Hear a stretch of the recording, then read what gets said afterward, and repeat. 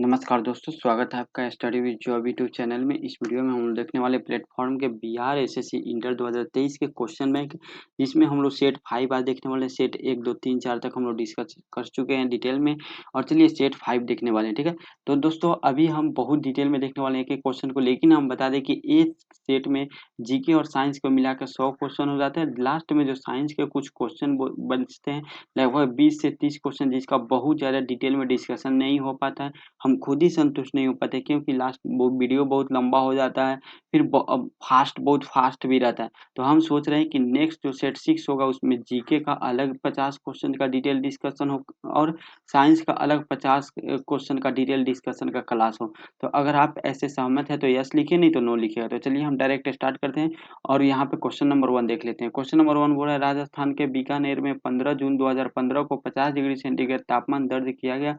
इसको फ़ारेनहाइट में कितना दिखाया जाएगा? तो 50 डिग्री सेंटीग्रेड को अगर फ़ारेनहाइट में बदलेंगे तो यह कितना हो जाएगा? यह हो जाएगा 122 degree Fahrenheit. Option A right answer हो जाएगा। इसके लिए फॉर्मूला था C/100 is equal to F-32 by 180। अगर आप फ़ारेनहाइट दिया रहे तो इससे आप सेल्सियस निकाल सकते हैं, सेल्सियस दिया रहे तो आप इसे फ़ारेनहाइट निकाल सकते हैं। ठीक, इसका एक और फॉर्मूला होता है C/5 is equal to F-32/9। ठीक है, ये आप याद रखिएगा, ये भी दोनों सेम फार्मूला होता है निकालने का। नेक्स्ट हम लोग देख लेते हैं 2 नंबर क्वेश्चन।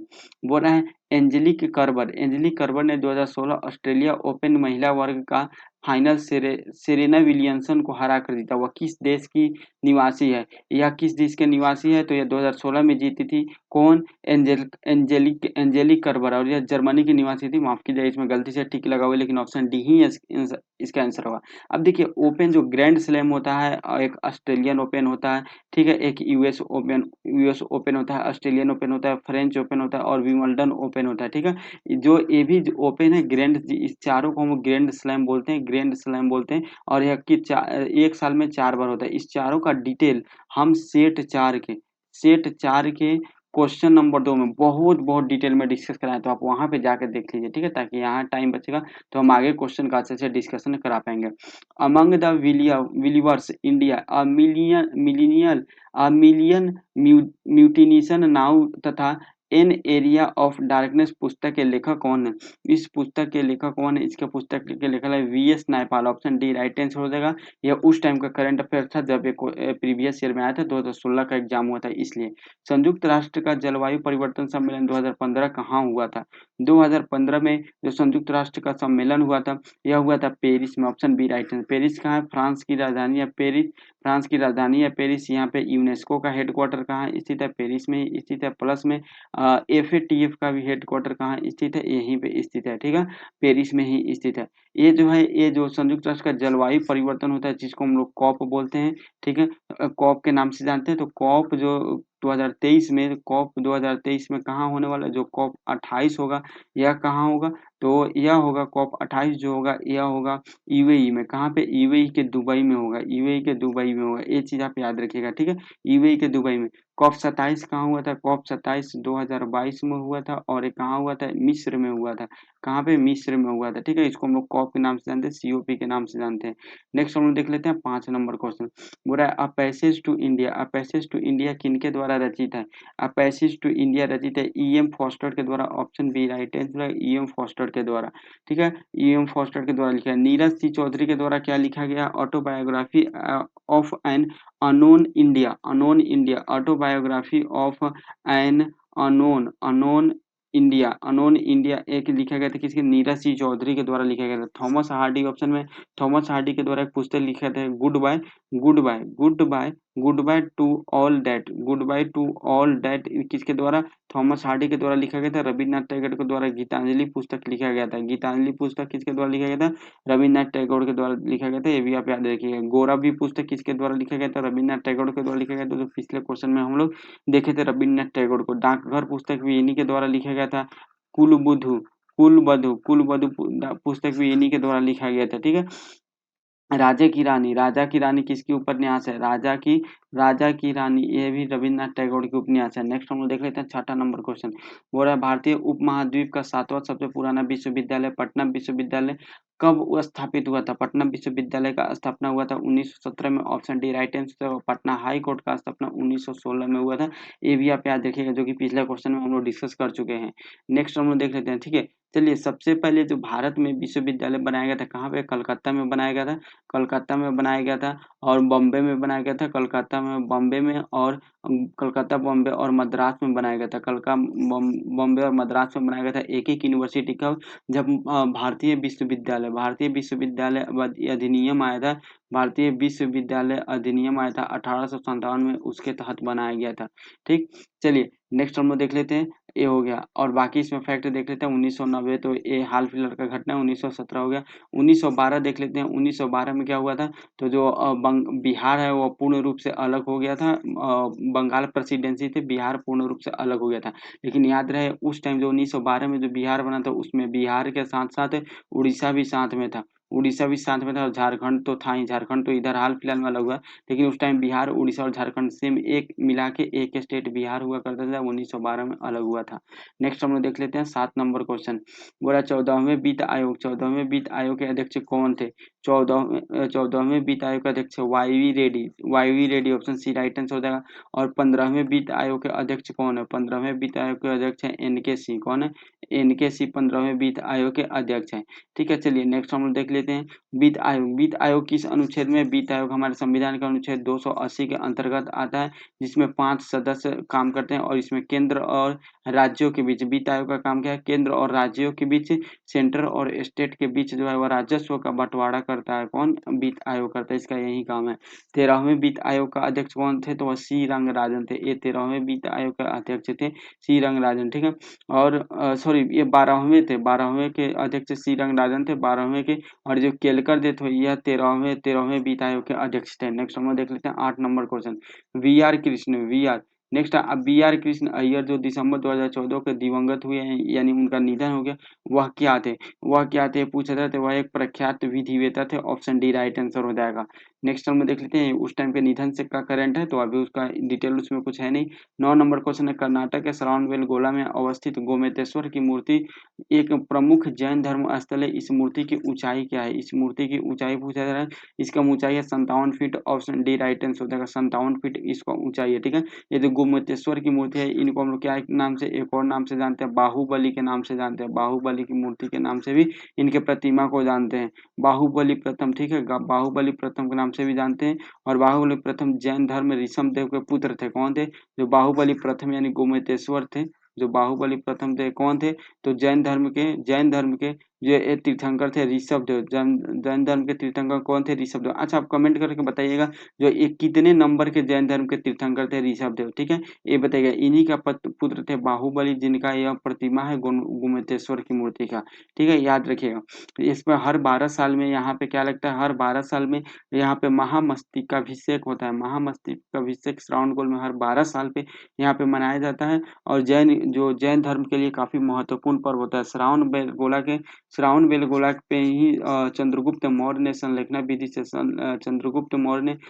विधि से अपने मोक्ष की प्राप्ति की थी। चंद्रगुप्त मौर्य गुप्त वंश के प्रथम शासक थे और संस्थापक भी थे। जिसके प्रधानमंत्री कौन थे? तो प्रधानमंत्री कौटिल्य थे। कौटिल्य, विष्णुगुप्त या चाणक्य, जिनके द्वारा अर्थशास्त्र पुस्तक लिखा गया था। ये फैक्ट याद रखिएगा। चंद्रगुप्त मौर्य ने घानानंद को हराकर नंद वंश का शासन खत्म करके गुप्त वंश का शासन स्थापित किया था मगध पे। ठीक है, ये चीज अब याद रखिएगा। नेक्स्ट हम लोग देख लेते हैं 10 नंबर क्वेश्चन। मिस वर्ल्ड 2015 जो चीन में आयोजित हुए थे, मारिया लालगुना ने जीता। वे किस देश की रहने वाली है? मारिया लालगुना स्पेन के रहने वाली है। ऑप्शन सी राइट आंसर हो जाएगा। मिस वर्ल्ड 2015 की इसमें बात हो रहा है, तो वो कौन? मारिया लालगुना स्पेन की रहने वाली है। 2023 में जो मिस वर्ल्ड का घोषणा होगा वह कहाँ होगा? दिसंबर में इसका आयोजन होगा, ये आपको बता दें। ठीक है, अब देखिए 2022 में किसको मिला? अब ये 2022 में मिला, ये 2021 के लिए मिला। ठीक है, 2021 के लिए 2022 में दिया गया, 2022 के लिए 2023 में दिया जाएगा। तो क्वेश्चन के लैंग्वेज अगर पूछेगा कि 2021 के लिए किसे दिया गया या 2022 में किसे दिया गया, तो दोनों का आंसर एक ही होगा। वह होगा कौन सा? वह होगा कलोलिना विलावास का। क्या होगा? कलोलिना कलोलिना विलावस्का, कलोलिना विलावस्का होगा, जो कहाँ के रहने वाली है, पोलैंड के रहने वाले। तो याद रखिएगा 2022 में किसे मिला, 2021 के लिए मिस वर्ल्ड तो कोलोलिना विलास्का को मिला, और 2022 के लिए 2023 के दिसंबर में मिलेगा, किसको मिलेगा, तो यह अभी मतलब कंफर्म नहीं है, लेकिन ये अभी दिसंबर में इसका आयोजन किया जाएगा और दिसंबर में दिया जाएगा। मिस वर्ल्ड का यहाँ पे बात हो रहा है। मिस वर्ल्ड भारत में से कितने मिस वर्ल्ड रहे हैं ये हम लोग देख लेते हैं। भारत से देखिए कौन कौन से मिस वर्ल्ड, एक तो रीता फारिया जिनको 1966 में मिला था। एक याद रखिएगा ऐश्वर्या राय जिनको 1994 मिला था मिस वर्ल्ड का पुरस्कार। डायना हेडन को कब मिला था, 1997 में मिला था मिस वर्ल्ड का पुरस्कार। युक्ता मुखी को मिला था 1999 में, ठीक है। प्रियंका चोपड़ा को 2000 ईस्वी में मिला था। और मानुषी छिल्लर को 2017 में मिला था, 2017 में मिला था, ठीक है। क्या, तो यह मिस वर्ल्ड। और बहुत लोग के दिमाग में अगर हरनाज संधू आ रही है, हरनाज संधू को जो मिस यूनिवर्स चुनी गई थी, मिस यूनिवर्स चुनी गई थी 2021 के लिए। ये भी फैक्ट आप याद रखिएगा। भारत में अभी तक 3 ही मिस यूनिवर्स बनी है, एक हरनाज संधू, एक सुष्मिता सेन बनी है। सुष्मिता सेन कब बनी है, 1994 में। और एक बनी है कौन सा, तो लारा दत्ता बनी है, जो 2000 ईस्वी में बनी थी मिस यूनिवर्स। नेक्स्ट पॉइंट हम लोग देख लेते हैं 11 नंबर क्वेश्चन। भारत में ब्रॉडगेज में 2 रेल पटरियों के बीच मानक दूरी रखी जाती है, 2 रेल पटरियों के बीच मानक दूरी रखी जाती है 1.676 metre. Option C right answer हो जाएगा, ठीक है। जिसको हम लोग मानक गेज क्या होता है, मानक गेज एक आता है फॉर्मूला में, जिसको स्टैंडर्ड गेज के नाम से जानते हैं। यह होता है 1435 mm, याद रखिएगा 3435 mm। जो छोटी लाइन होती है, जो रेल का जो छोटी लाइन होती है, उसके पटरियों के बीच की दूरी 2 फीट 6 इंच होती है। ये भी फैक्ट आप याद रखिएगा। नेक्स्ट हम लोग देख लेते हैं 12 नंबर क्वेश्चन। निम्नलिखित देशांतरों में से कौन सी रेखा भारत की प्रमाणिक यामुनोत्तर रेखा है। भारत की प्रमाणिक यामुनोत्तर रेखा कौन सी, तो 82 डिग्री 30 इंच ईस्ट, मतलब पूरब की तरफ जो है भारत का प्रमाणिक यामुनोत्तर रेखा है। 82.5 डिग्री पे क्या होता है, तो यहाँ से टाइम हम लोग डिसाइड करते हैं। और ये 82.5 डिग्री रेखा कहाँ, देशांतर रेखा जो है यामुनोत्तर रेखा कहाँ से निकलती है, देशांतर रेखा यह जो जाती है इलाहाबाद के नैनी से, कहाँ से, इलाहाबाद के नैनी से गुजरती है, इलाहाबाद के नैनी से गुजरती है। तो पूरा दुनिया का टाइम है उससे जो ग्रीनविच का, देखिए ए है वर्ड, और यहाँ से ग्रीनविच टाइम निकलता है, जो जिसको 0 डिग्री माना जाता है देशांतर रेखा। और इसी से ऐसे आगे बढ़ते ऐसे आगे बढ़ा जाता है, इधर जाते जाते पीछे घटता है, और यहीं से पूरा टाइम का डिसाइड किया जाता है। तो ये 0 डिग्री है, ठीक है। तो 0 डिग्री से हम लोग कितना दूरी पे है, एक तो 82.30 डिग्री है, ठीक है। उसके बाद कितना टाइम, कितना घंटे हम लोग आगे चलते हैं, तो 5.5 घंटे आगे चलते हैं। ये भी फैक्ट आप याद रखिएगा। और ये जो नैनी से जो ये देशांतर रेखा यामुनोत्तर देशांतर रेखा 82 डिग्री 30 इंच वाला रेखा है, ये कौन कौन राज्य से गुजरता है, तो ये 5 राज्य से गुजरता है। उस 5 राज्य में यूपी है, एमपी है, मध्य प्रदेश, उत्तर प्रदेश, मध्य प्रदेश, छत्तीसगढ़, उड़ीसा और आंध्र प्रदेश इसके अंतर्गत आता है। ये 5 राज्य याद रखिएगा, बहुत इंपॉर्टेंट है। नेक्स्ट हम लोग देख लेते हैं। अच्छा, जो ग्रीनविच जो है यह 0 डिग्री कहाँ से गुजरता है, तो यह यूके यानी इंग्लैंड के ग्रीनविच शहर से गुजरता है, आप याद रखिएगा, ठीक है। 13 नंबर क्वेश्चन है। अप्रैल 2015 में भारत ने अपने परमाणु संयंत्रों के लिए यूरेनियम के लिए संधि निम्नलिखित में से किस देश के साथ की थी, किस देश के साथ संधि किए थे, तो वह किए थे किसके साथ, तो कनाडा के साथ। Option A right answer. Canada के बारे में सब कुछ जानना बहुत इंपॉर्टेंट है। कनाडा का राजधानी कहाँ है, ओटावा है। कनाडा का राजधानी ओटावा है, कनाडा की राजधानी ओटावा है। यहाँ का मुद्रा क्या है, डॉलर है। यहाँ का मुद्रा क्या है, डॉलर है। और यहाँ का राष्ट्रीय फूल क्या है, राष्ट्रीय फूल है सफेद लिली। यहाँ का राष्ट्रीय फूल सफेद लिली है। कनाडा का राष्ट्रीय फूल क्या है, सफेद लिली है। यहाँ का राष्ट्रीय फल क्या, राष्ट्रीय खेल क्या है, राष्ट्रीय खेल है आइस हॉकी। यहाँ का राष्ट्रीय खेल क्या है, आइस हॉकी यहाँ का राष्ट्रीय खेल है, ठीक है। यहाँ का राष्ट्रीय पशु बीवर है। राष्ट्रीय पशु कौन सा है, वीवर। ये सब चीज याद रखिए, क्योंकि अभी बहुत न्यूज में है कनाडा। राष्ट्रीय पशु इसके वीवर है, और इसके संसद भवन का नाम संसद भवन ही है, ठीक है। ये चीज याद रखिएगा। और यहाँ का जो चिन्ह क्या है, इसका चिन्ह क्या है, यहाँ का राष्ट्रीय चिन्ह क्या है, मेपल का पत्ता इसका राष्ट्रीय चिन्ह है। ये भी आप याद रखिएगा। विश्व की सबसे लंबी तट वाला देश कौन सा है, वह कनाडा है, विश्व के सबसे लंबी तट वाला देश। सुपीरियर झील, जो सुपीरियर झील है कनाडा और यूएसए के बॉर्डर पे स्थित है, सुपीरियर झील, ठीक है। मॉन्ट्रियल शहर कहाँ स्थित है, जो मॉन्ट्रियल प्रोटोकॉल काफी फेमस है, यह ओजोन परत से संबंधित है। तो ये कहाँ हुआ था मॉन्ट्रियल प्रोटोकॉल, तो यह हुआ था कनाडा में, जो मॉन्ट्रियल में स्थित है। कनाडा में एक शहर स्थित है जिसका नाम है विनिपेग, विनिपेग शहर स्थित है। इसको हम लोग दुनिया का गेहूं का मंडी बोलते हैं, क्या दुनिया का गेहूं का मंडी बोलते हैं इसको, ठीक है। एक कहाँ स्थित है, कनाडा में स्थित है, भी याद रखिएगा। हडसन जल संधि कहाँ स्थित है, हडसन जल संधि, हडसन जल संधि, हडसन जल संधि यह कहाँ, कनाडा में स्थित है, जो कनाडा की खाड़ी और अटलांटिक महासागर को जोड़ता है। डेविस जल संधि किसके किसके बीच है, कनाडा और ग्रीनलैंड के बीच है डेविस जल संधि। ये भी फैक्ट आप याद रखिएगा, इतना फैक्ट काफी है कनाडा से। 14 नंबर क्वेश्चन है, द टीन ड्रम किस नोबेल पुरस्कार विजेता की कृति है, द टीन ड्रम किसकी नोबेल पुरस्कार विजेता की कृति है, तो गुंटर ग्रास की है। 14 का भी राइट आंसर हो जाएगा, ठीक है। ये उस टाइम का करंट है।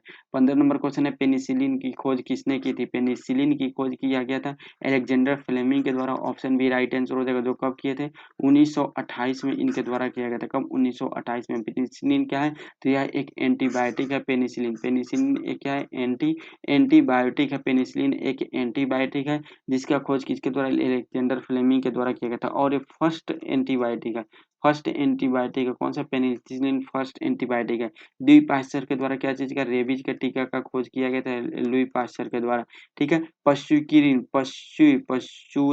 पशुरीकरण किसके द्वारा खोजा गया था, लुई पास्चर के द्वारा किया गया था। आप पशुकीकरण में क्या होता है, दूध वगैरह को जो फैक्ट्री में गर्म किया जाता है उसको पशुरीकरण बोलते हैं। जब भी आप सुधा या कोई भी हम पॉकेट वाला दूध खरीदते होंगे तो आप वहां पे जाके देखिएगा, उस पे लिखा रहता है, ठीक है। जेसी बोस के द्वारा क्या चीज का खोज किया गया था, तो यह खोज किए थे रेडियो, रेडियो और सूक्ष्म तरंगों के बारे में। इन्होंने सूक्ष्म तरंगों के बारे में यह रिसर्च किए थे, ठीक है, जेसी बोस ने।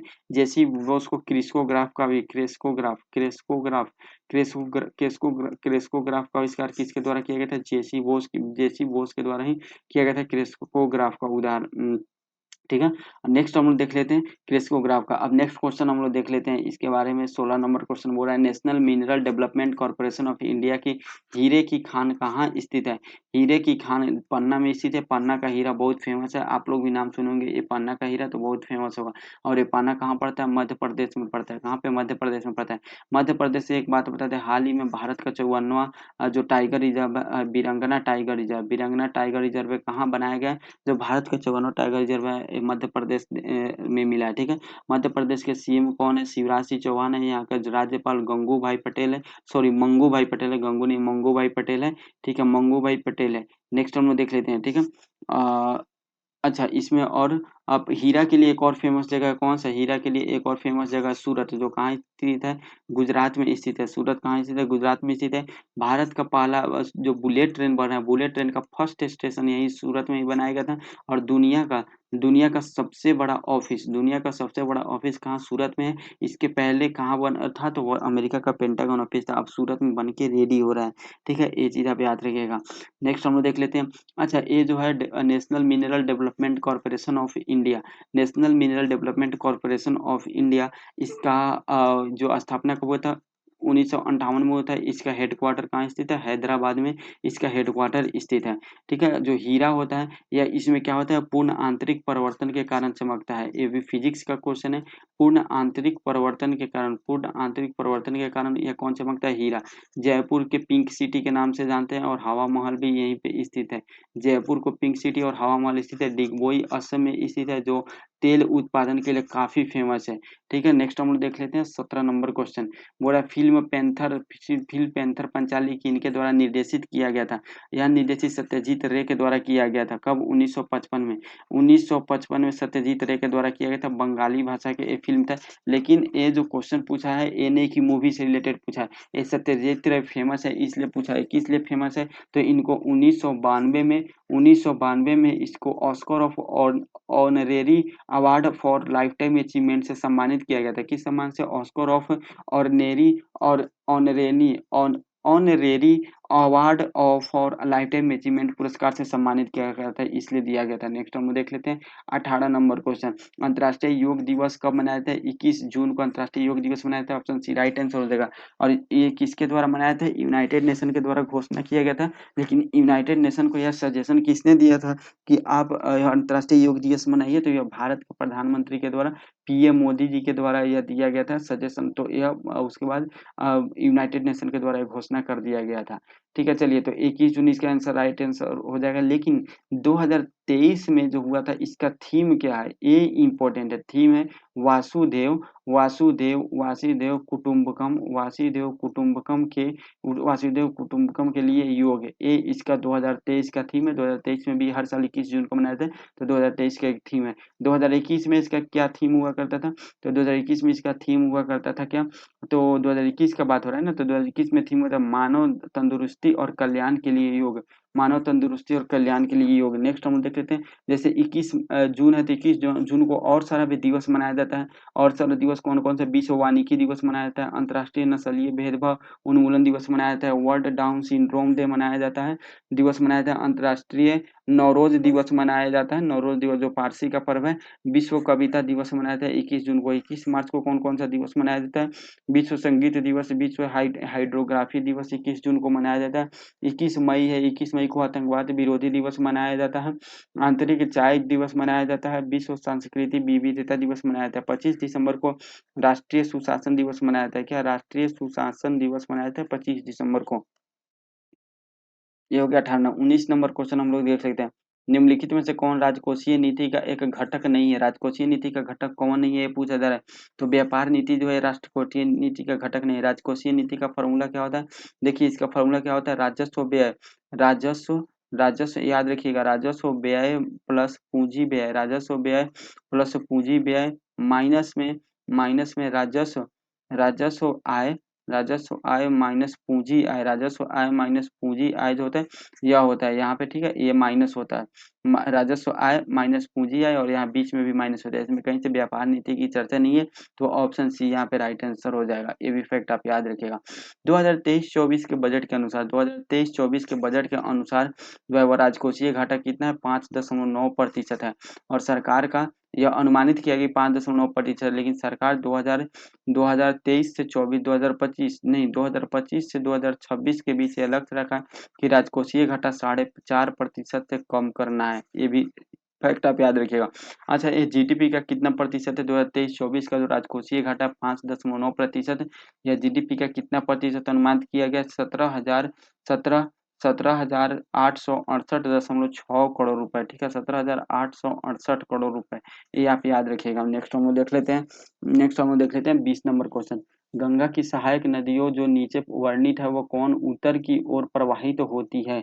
उत्तर की ओर प्रवाहित होने वाला कौन सी नदी है? सोन नदी है। क्योंकि जैसे देखिए, एक गंगा नदी बिहार से बहता है, बाकी सब नदी इधर से आके ऊपर से मिलती है, बूढ़ी गंडक मिलती है। ठीक है, इधर से एक नदी, इस सब नदी आके ऊपर से मिलती है। ठीक है, ये बागमती नदी फिर ऊपर से आके मिलती है। ये नदी हम बागमती नदी को बता रहे हैं। लेकिन यहाँ जो जैसे यहाँ पे पटना स्थित है, तो पटना में भी एक नदी जाके सोन नदी, पटना के पास सोन नदी मिलती है। लेकिन ये जो अमरकंटक यहाँ पहाड़ी है, अमरकंटक की पहाड़ी जो कहाँ मध्य प्रदेश में स्थित है, यहाँ से निकल के और फिर ऊपर यानी उत्तर की ओर बह के जाके गंगा में मिल जाती है।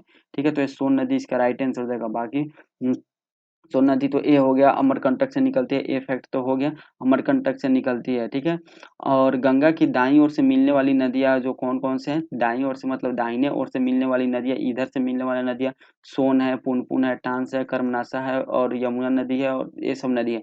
जो यमुना नदी है भारत की सबसे लंबी सहायक नदी है। और माफ कीजिए, गंगा नदी की लंबाई 2525 किलोमीटर है। कितना? 2525 किलोमीटर है गंगा नदी की लंबाई, ये भी याद रखिएगा। ठीक है, और ब्रह्मपुत्र नदी का लंबाई कितनी है? 2900 किलोमीटर ब्रह्मपुत्र नदी का लंबाई है। कोसी नदी को क्या बोलते हैं? बिहार का शोक बोलते हैं, बिहार का शोक बोलते हैं कोसी नदी को। ठीक है, चलिए नेक्स्ट हम देख लेते हैं 21 नंबर क्वेश्चन।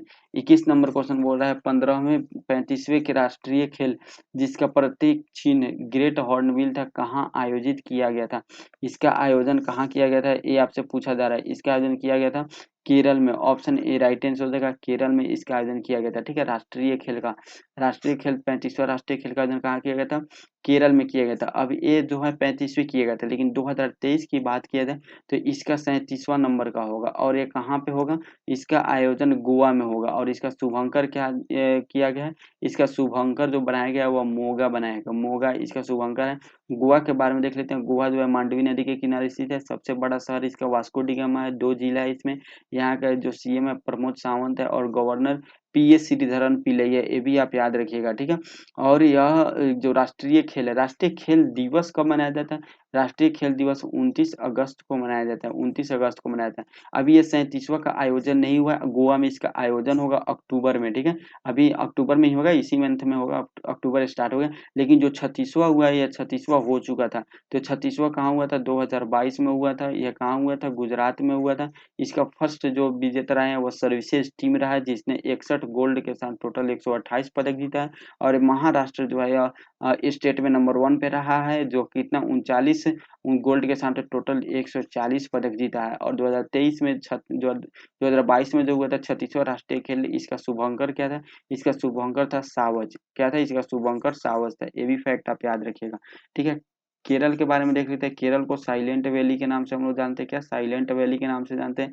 यह सबसे साइलेंट वैली है। कालीकट बंदरगाह यहीं पे है। कालीकट बंदरगाह यहीं पे, जहाँ वास्को डी गामा 1498 ईस्वी में आया था। और इसके जहाँ के राजा जमोरी ने इसका स्वागत किया था। 2011 की जनगणना के अनुसार सबसे साक्षर राज्य कौन सा है?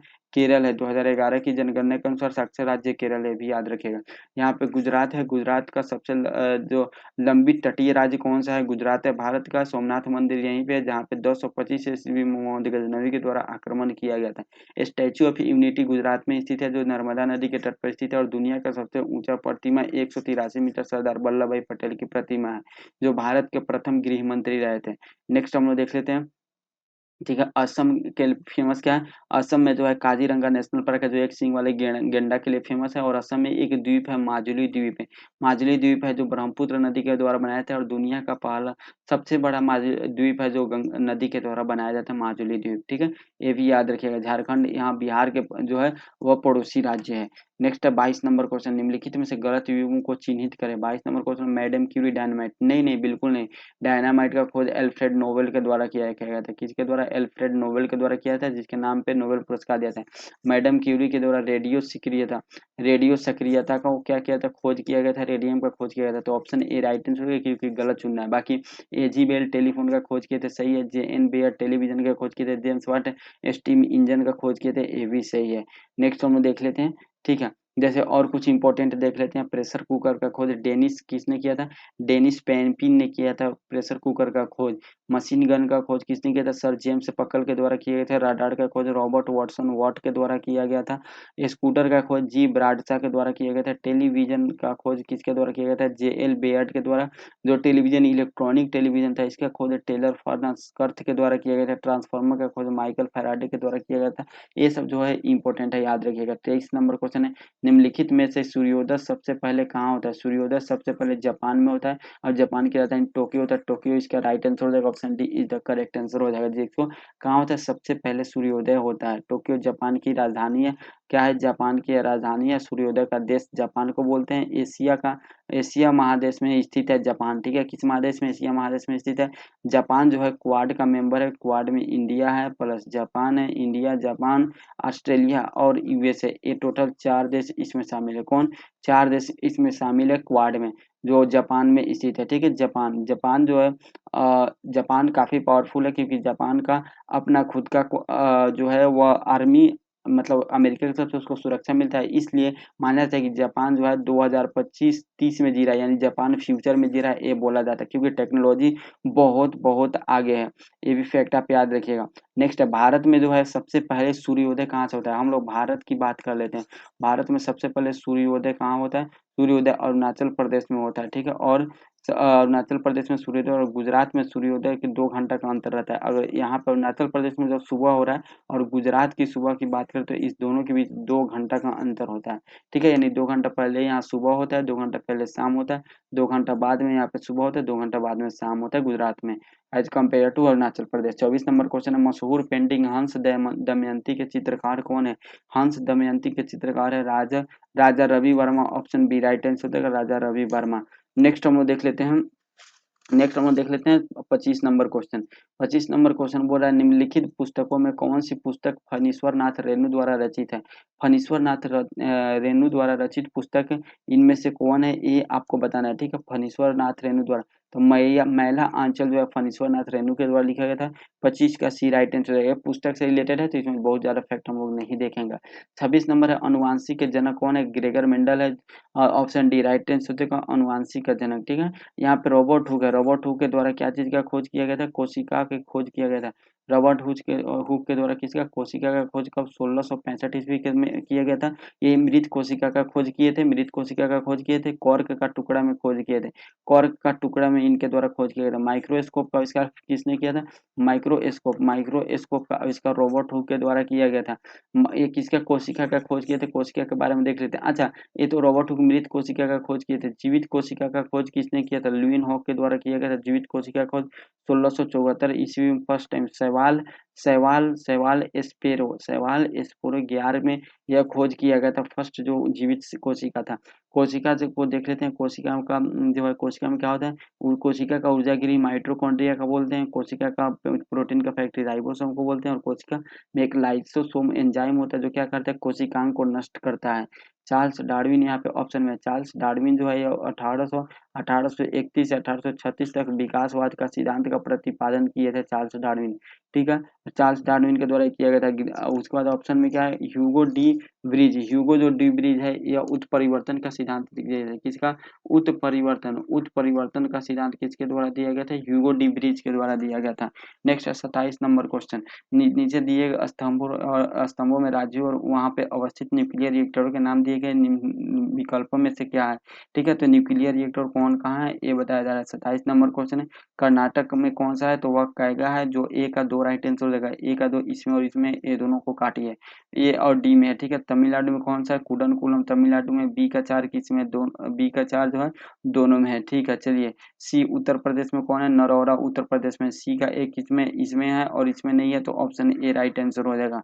नेक्स्ट है गुजरात में कौन सा है, काकरापार गुजरात में। भारत में टोटल 8 जो न्यूक्लियर पावर प्लांट है, न्यूक्लियर पावर प्लांट है, जिसमें से आप याद रखिएगा 4 तो इसमें हो गया, एक याद रखिएगा रावत भट्टा। कौन, रावत भट्टा। रावत भट्टा कहाँ स्थित है, राजस्थान में स्थित है। एक याद रखिएगा तारापुर, तारापुर कहाँ स्थित है, महाराष्ट्र में स्थित है। जो भारत का सबसे बड़ा है, जो भारत का सबसे पुराना है, माफ कीजिएगा सबसे पुराना है और सबसे पहला है, जो 1969 में यूएसए के सहायता से बनाया गया था तारापुर में।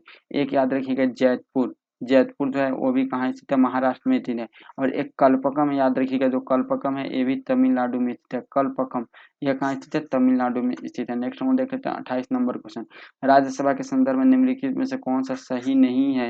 राज्यसभा सही नहीं है ये आपको पता नहीं, बिल्कुल गलत है। राज्यसभा 1/3 सदस्य प्रत्येक 2 वर्ष पर रिटायर होते हैं। राज्यसभा सही नहीं है, ठीक। कौन सा सही नहीं है, ये ना थोड़ा सा यहाँ ऑप्शन ए में ना कुछ मिस्टेक है, ठीक, तो इस पे ध्यान नहीं दीजिए। राज्यसभा का गठन 1952 ने 58 ने 1952 में, तो ऑप्शन सी इसका राइट आंसर हो जाएगा क्योंकि ये गलत है। और राज्यसभा का 12 सदस्य राष्ट्रपति द्वारा मनोनीत किया जाता है, ये भी सही है, ठीक है। 28 का भी सही है। नेक्स्ट हम देख लेते हैं राज्यसभा किसके किसके अंतर्गत आता है। राज्यसभा जो है वह अनुच्छेद 80 के अंतर्गत आता है। राज्यसभा के सभापति कौन है, उपराष्ट्रपति होते हैं, वर्तमान में जगदीप धनखड़ है, ठीक है। बाकी इसका बहुत ही डिटेल में, राज्यसभा का बहुत डिटेल में हम लोग प्रीवियस और भी वीडियो में इसका डिटेल में डिस्कशन कर चुके हैं, ठीक। चलिए नेक्स्ट हम देख लेते हैं 29 नंबर क्वेश्चन। बोला बीमारियों और उनके जांच के सही स्तंभों का मिलान करें। विडॉल टेस्ट किसके द्वारा किया जाता है। विडॉल टेस्ट जो किया जाता है वह टाइफाइड के लिए किया जाता है। तो ए का 3 किसमें है, ए का 3 ए और डी में है, तो बाकी बी और सी को हटा देंगे, ठीक है। उसके बाद एलिसा टेस्ट एड्स के लिए किया जाता है। ई का 4 किसमें, ई का 4 केवल और केवल ए में, तो ऑप्शन ए राइट आंसर हो जाएगा। बी नंबर जो डिक टेस्ट किसके द्वारा किया जाता है, डिक टेस्ट जो स्कारलेट फीवर के लिए किया जाता है। सी में है टोर्निकेट टेस्ट किसके किसके लिए किया जाता है, डेंगू फीवर के लिए किया, डेंगू बुखार के लिए। आर ए फैक्टर टेस्ट किसके लिए किया जाता है, गठिया के लिए किया जाता है। आर ए फैक्टर टेस्ट गठिया के लिए किया जाता है, ठीक है। ये याद रखिएगा। नेक्स्ट टाइम हम लोग 30 नंबर क्वेश्चन में देख लेते हैं। हाल ही में ब्राजील में नवजात शिशुओं में माइक्रोसेफेलिया लघु शीर्षता के लक्षण मिले हैं, इसका कारण क्या है। इसका जो कारण है जीका वायरस है, ऑप्शन ए राइट आंसर हो जाएगा। जब 2015 में हुआ था, तो 30 का ए राइट आंसर हो जाएगा जीका वायरस। जीका वायरस के बारे में देख लेते हैं, ठीक है। सबसे पहले जीका वायरस के जानने से पहले हम लोग ब्राज़ील के बारे में देख लेते हैं। ब्राज़ील के बारे में आपको क्वेश्चन पूछेगा। ब्राज़ील जो है इसका राजधानी रियो डी जेनेरियो है और यह अमेज़न जंगल यहीं पे इसी तरह ब्राज़ील में जिसको अमेज़न को पृथ्वी का फेफड़ा के नाम से हम लोग जानते हैं, ठीक है। अब हम देख लेते हैं जीका वायरस के बारे में। जीका वायरस से संबंधित फैक्ट याद रखिएगा। सबसे पहले कहाँ मिला था? बंदर में मिला था। कब? 1947 में बंदर में मिला था। उसके बाद सबसे पहले इंसान में कब मिला था? इंसान में 1952 में मिला था। किस देश में? युगांडा में मिला था। कहाँ पे? युगांडा में मिला था। ठीक है, चलिए ये याद रखिएगा। नेक्स्ट है यहाँ पे इसका वाहक कौन होता है? मच्छर के काटने से होता है। और इसका वाहक कौन होता है? एडीज मच्छर। एडीज मच्छर इसका वाहक होता है किसका? जीका वायरस का। इबोला वायरस के बारे में देख लेते हैं। इबोला वायरस जो है वह एक नदी का नाम है। इबोला जो अफ्रीका की कांगो गणराज्य के पास स्थित है, जो 1976 में ये सबसे पहले एक बीमारी इसी के आसपास एक नया बीमारी उत्पन्न हुआ था, जिसको इस नदी के नाम पे इबोला नाम दिया दिया गया था। वेरियोला वायरस, देखिए यहाँ से ना हम एक चीज आपको बता दें। एक होता है पॉक्स। पॉक्स जो बीमारी होता है जिसको हम लोग दो तरह होता है, चिकन पॉक्स होता है, एक होता है स्मॉल पॉक्स होता है। तो जो स्मॉल पॉक्स होता है इसको बड़ी माता बोलते हैं। यहाँ पे कंफ्यूज नहीं होइएगा या हम ही को गलत नहीं बताने लगिएगा। जो स्मॉल पॉक्स है उसको हम लोग बड़ी माता बोलते हैं, जो चिकन पॉक्स है उसको हम लोग छोटी माता बोलते हैं, ठीक है। तो जो छोटी माता होता है यानी चिकन पॉक्स होता है, यह किसके कारण होता है? वेरियोला वायरस के कारण होता है, जो ऑप्शन सी में है वेरियोला वायरस। लेकिन ये जो है बड़ी माता यानी स्मॉल जो पॉक्स है, यह किसके द्वारा? वेरिसेला वायरस के कारण होता है। ये भी आप याद रखिएगा। रूबेला वायरस क्या होता है? यह खसरा होता है। रूबेला वायरस खसरा होता है। खसरा नामक बीमारी होता है जिसमें जर्मनी में यह 3 दिन के बुखार के नाम से भी जानते हैं रूबेला को, या खसरा के नाम से भी जर्मनी में जानते हैं। 31 नंबर क्वेश्चन है, जोआकिन गुजरमन उर्फ अल चोपी गुजमैन है, यह एक क्या है? ये पूछा जा रहा है, यह एक क्या है आपसे? तो ये जो है यह यह एक जोआकिन गुजरमन उर्फ अल चापो गुजमैन। अल यह क्या है? तो यह एक मेक्सिको के नशीली दवाओं के तस्कर है। ऑप्शन बी राइट आंसर हो जाएगा। जो उस टाइम पकड़े गए थे और काफी न्यूज में थे। 2016 का करंट है, इसलिए थोड़ा सा हम भी कंफ्यूज कर गए क्या पूछ दिया। नेक्स्ट हम देख लेते हैं। 32 नंबर क्वेश्चन है, कार की बैटरी में इसका इस्तेमाल होता है। कार की बैटरी में किसका इस्तेमाल किया जाता है? तो कार की बैटरी में इस्तेमाल किया जाता है सल्फ्यूरिक एसिड का। ऑप्शन ए राइट आंसर हो जाएगा। सल्फ्यूरिक एसिड का फॉर्मूला H2SO4 होता है। हाइड्रोक्लोरिक एसिड का HCl होता है, ठीक है, याद रखिएगा। नेक्स्ट है साइट्रिक एसिड सिरका में पाया जाता है। नेक्स्ट 33 नंबर क्वेश्चन है, 2015 में गठित नीति आयोग के अध्यक्ष कौन है? नीति आयोग 2015 में गठित हुआ था। सबसे पहले नीति आयोग के बारे में देख लेते हैं। इसका गठन 1 जनवरी 2015 में हुआ था। और ये किसको? योजना आयोग को रिप्लेस किया था नीति आयोग। किसको? योजना आयोग को रिप्लेस किया था नीति आयोग। ये भी आप याद रखिएगा। वो इसका हेडक्वार्टर कहाँ स्थित है? हेडक्वार्टर दिल्ली में स्थित है। और इसका अध्यक्ष हमेशा पीएम होते हैं। तो वर्तमान में जो पीएम है मोदी जी, वही इसके नीति आयोग के अध्यक्ष है। इसके उपाध्यक्ष कौन होते हैं? इसका उपाध्यक्ष वर्तमान में सुमन बेदी है। ये हमेशा चेंज होते रहते हैं।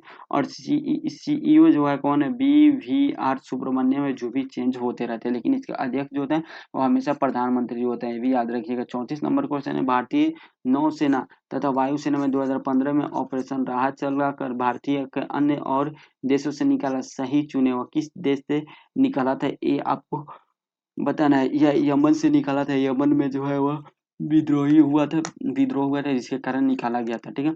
बाकी कुछ इंपॉर्टेंट ऑपरेशन देख लेते हैं जो अभी हाल फिलहाल में चलाया गया। जैसे ऑपरेशन गंगा।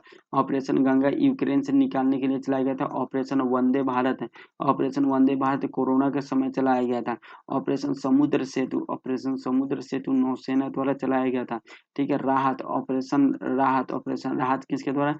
यमनी सरकार हैथी विद्रोहियों जो है उसके द्वारा चलाया गया था। ऑपरेशन राहत जो वहाँ पे हैथी विद्रोही हुआ था, जिसके कारण यमन जो है वो काफी खराब स्थिति में था, जिसके कारण भारतीयों को ऑपरेशन राहत के तहत लाया गया था, ठीक है। ऑपरेशन मैत्री नेपाल में आए भूकंप के कारण भारतीयों को लाना था। ऑपरेशन देवी शक्ति अफगानिस्तान से संबंधित है, ठीक है।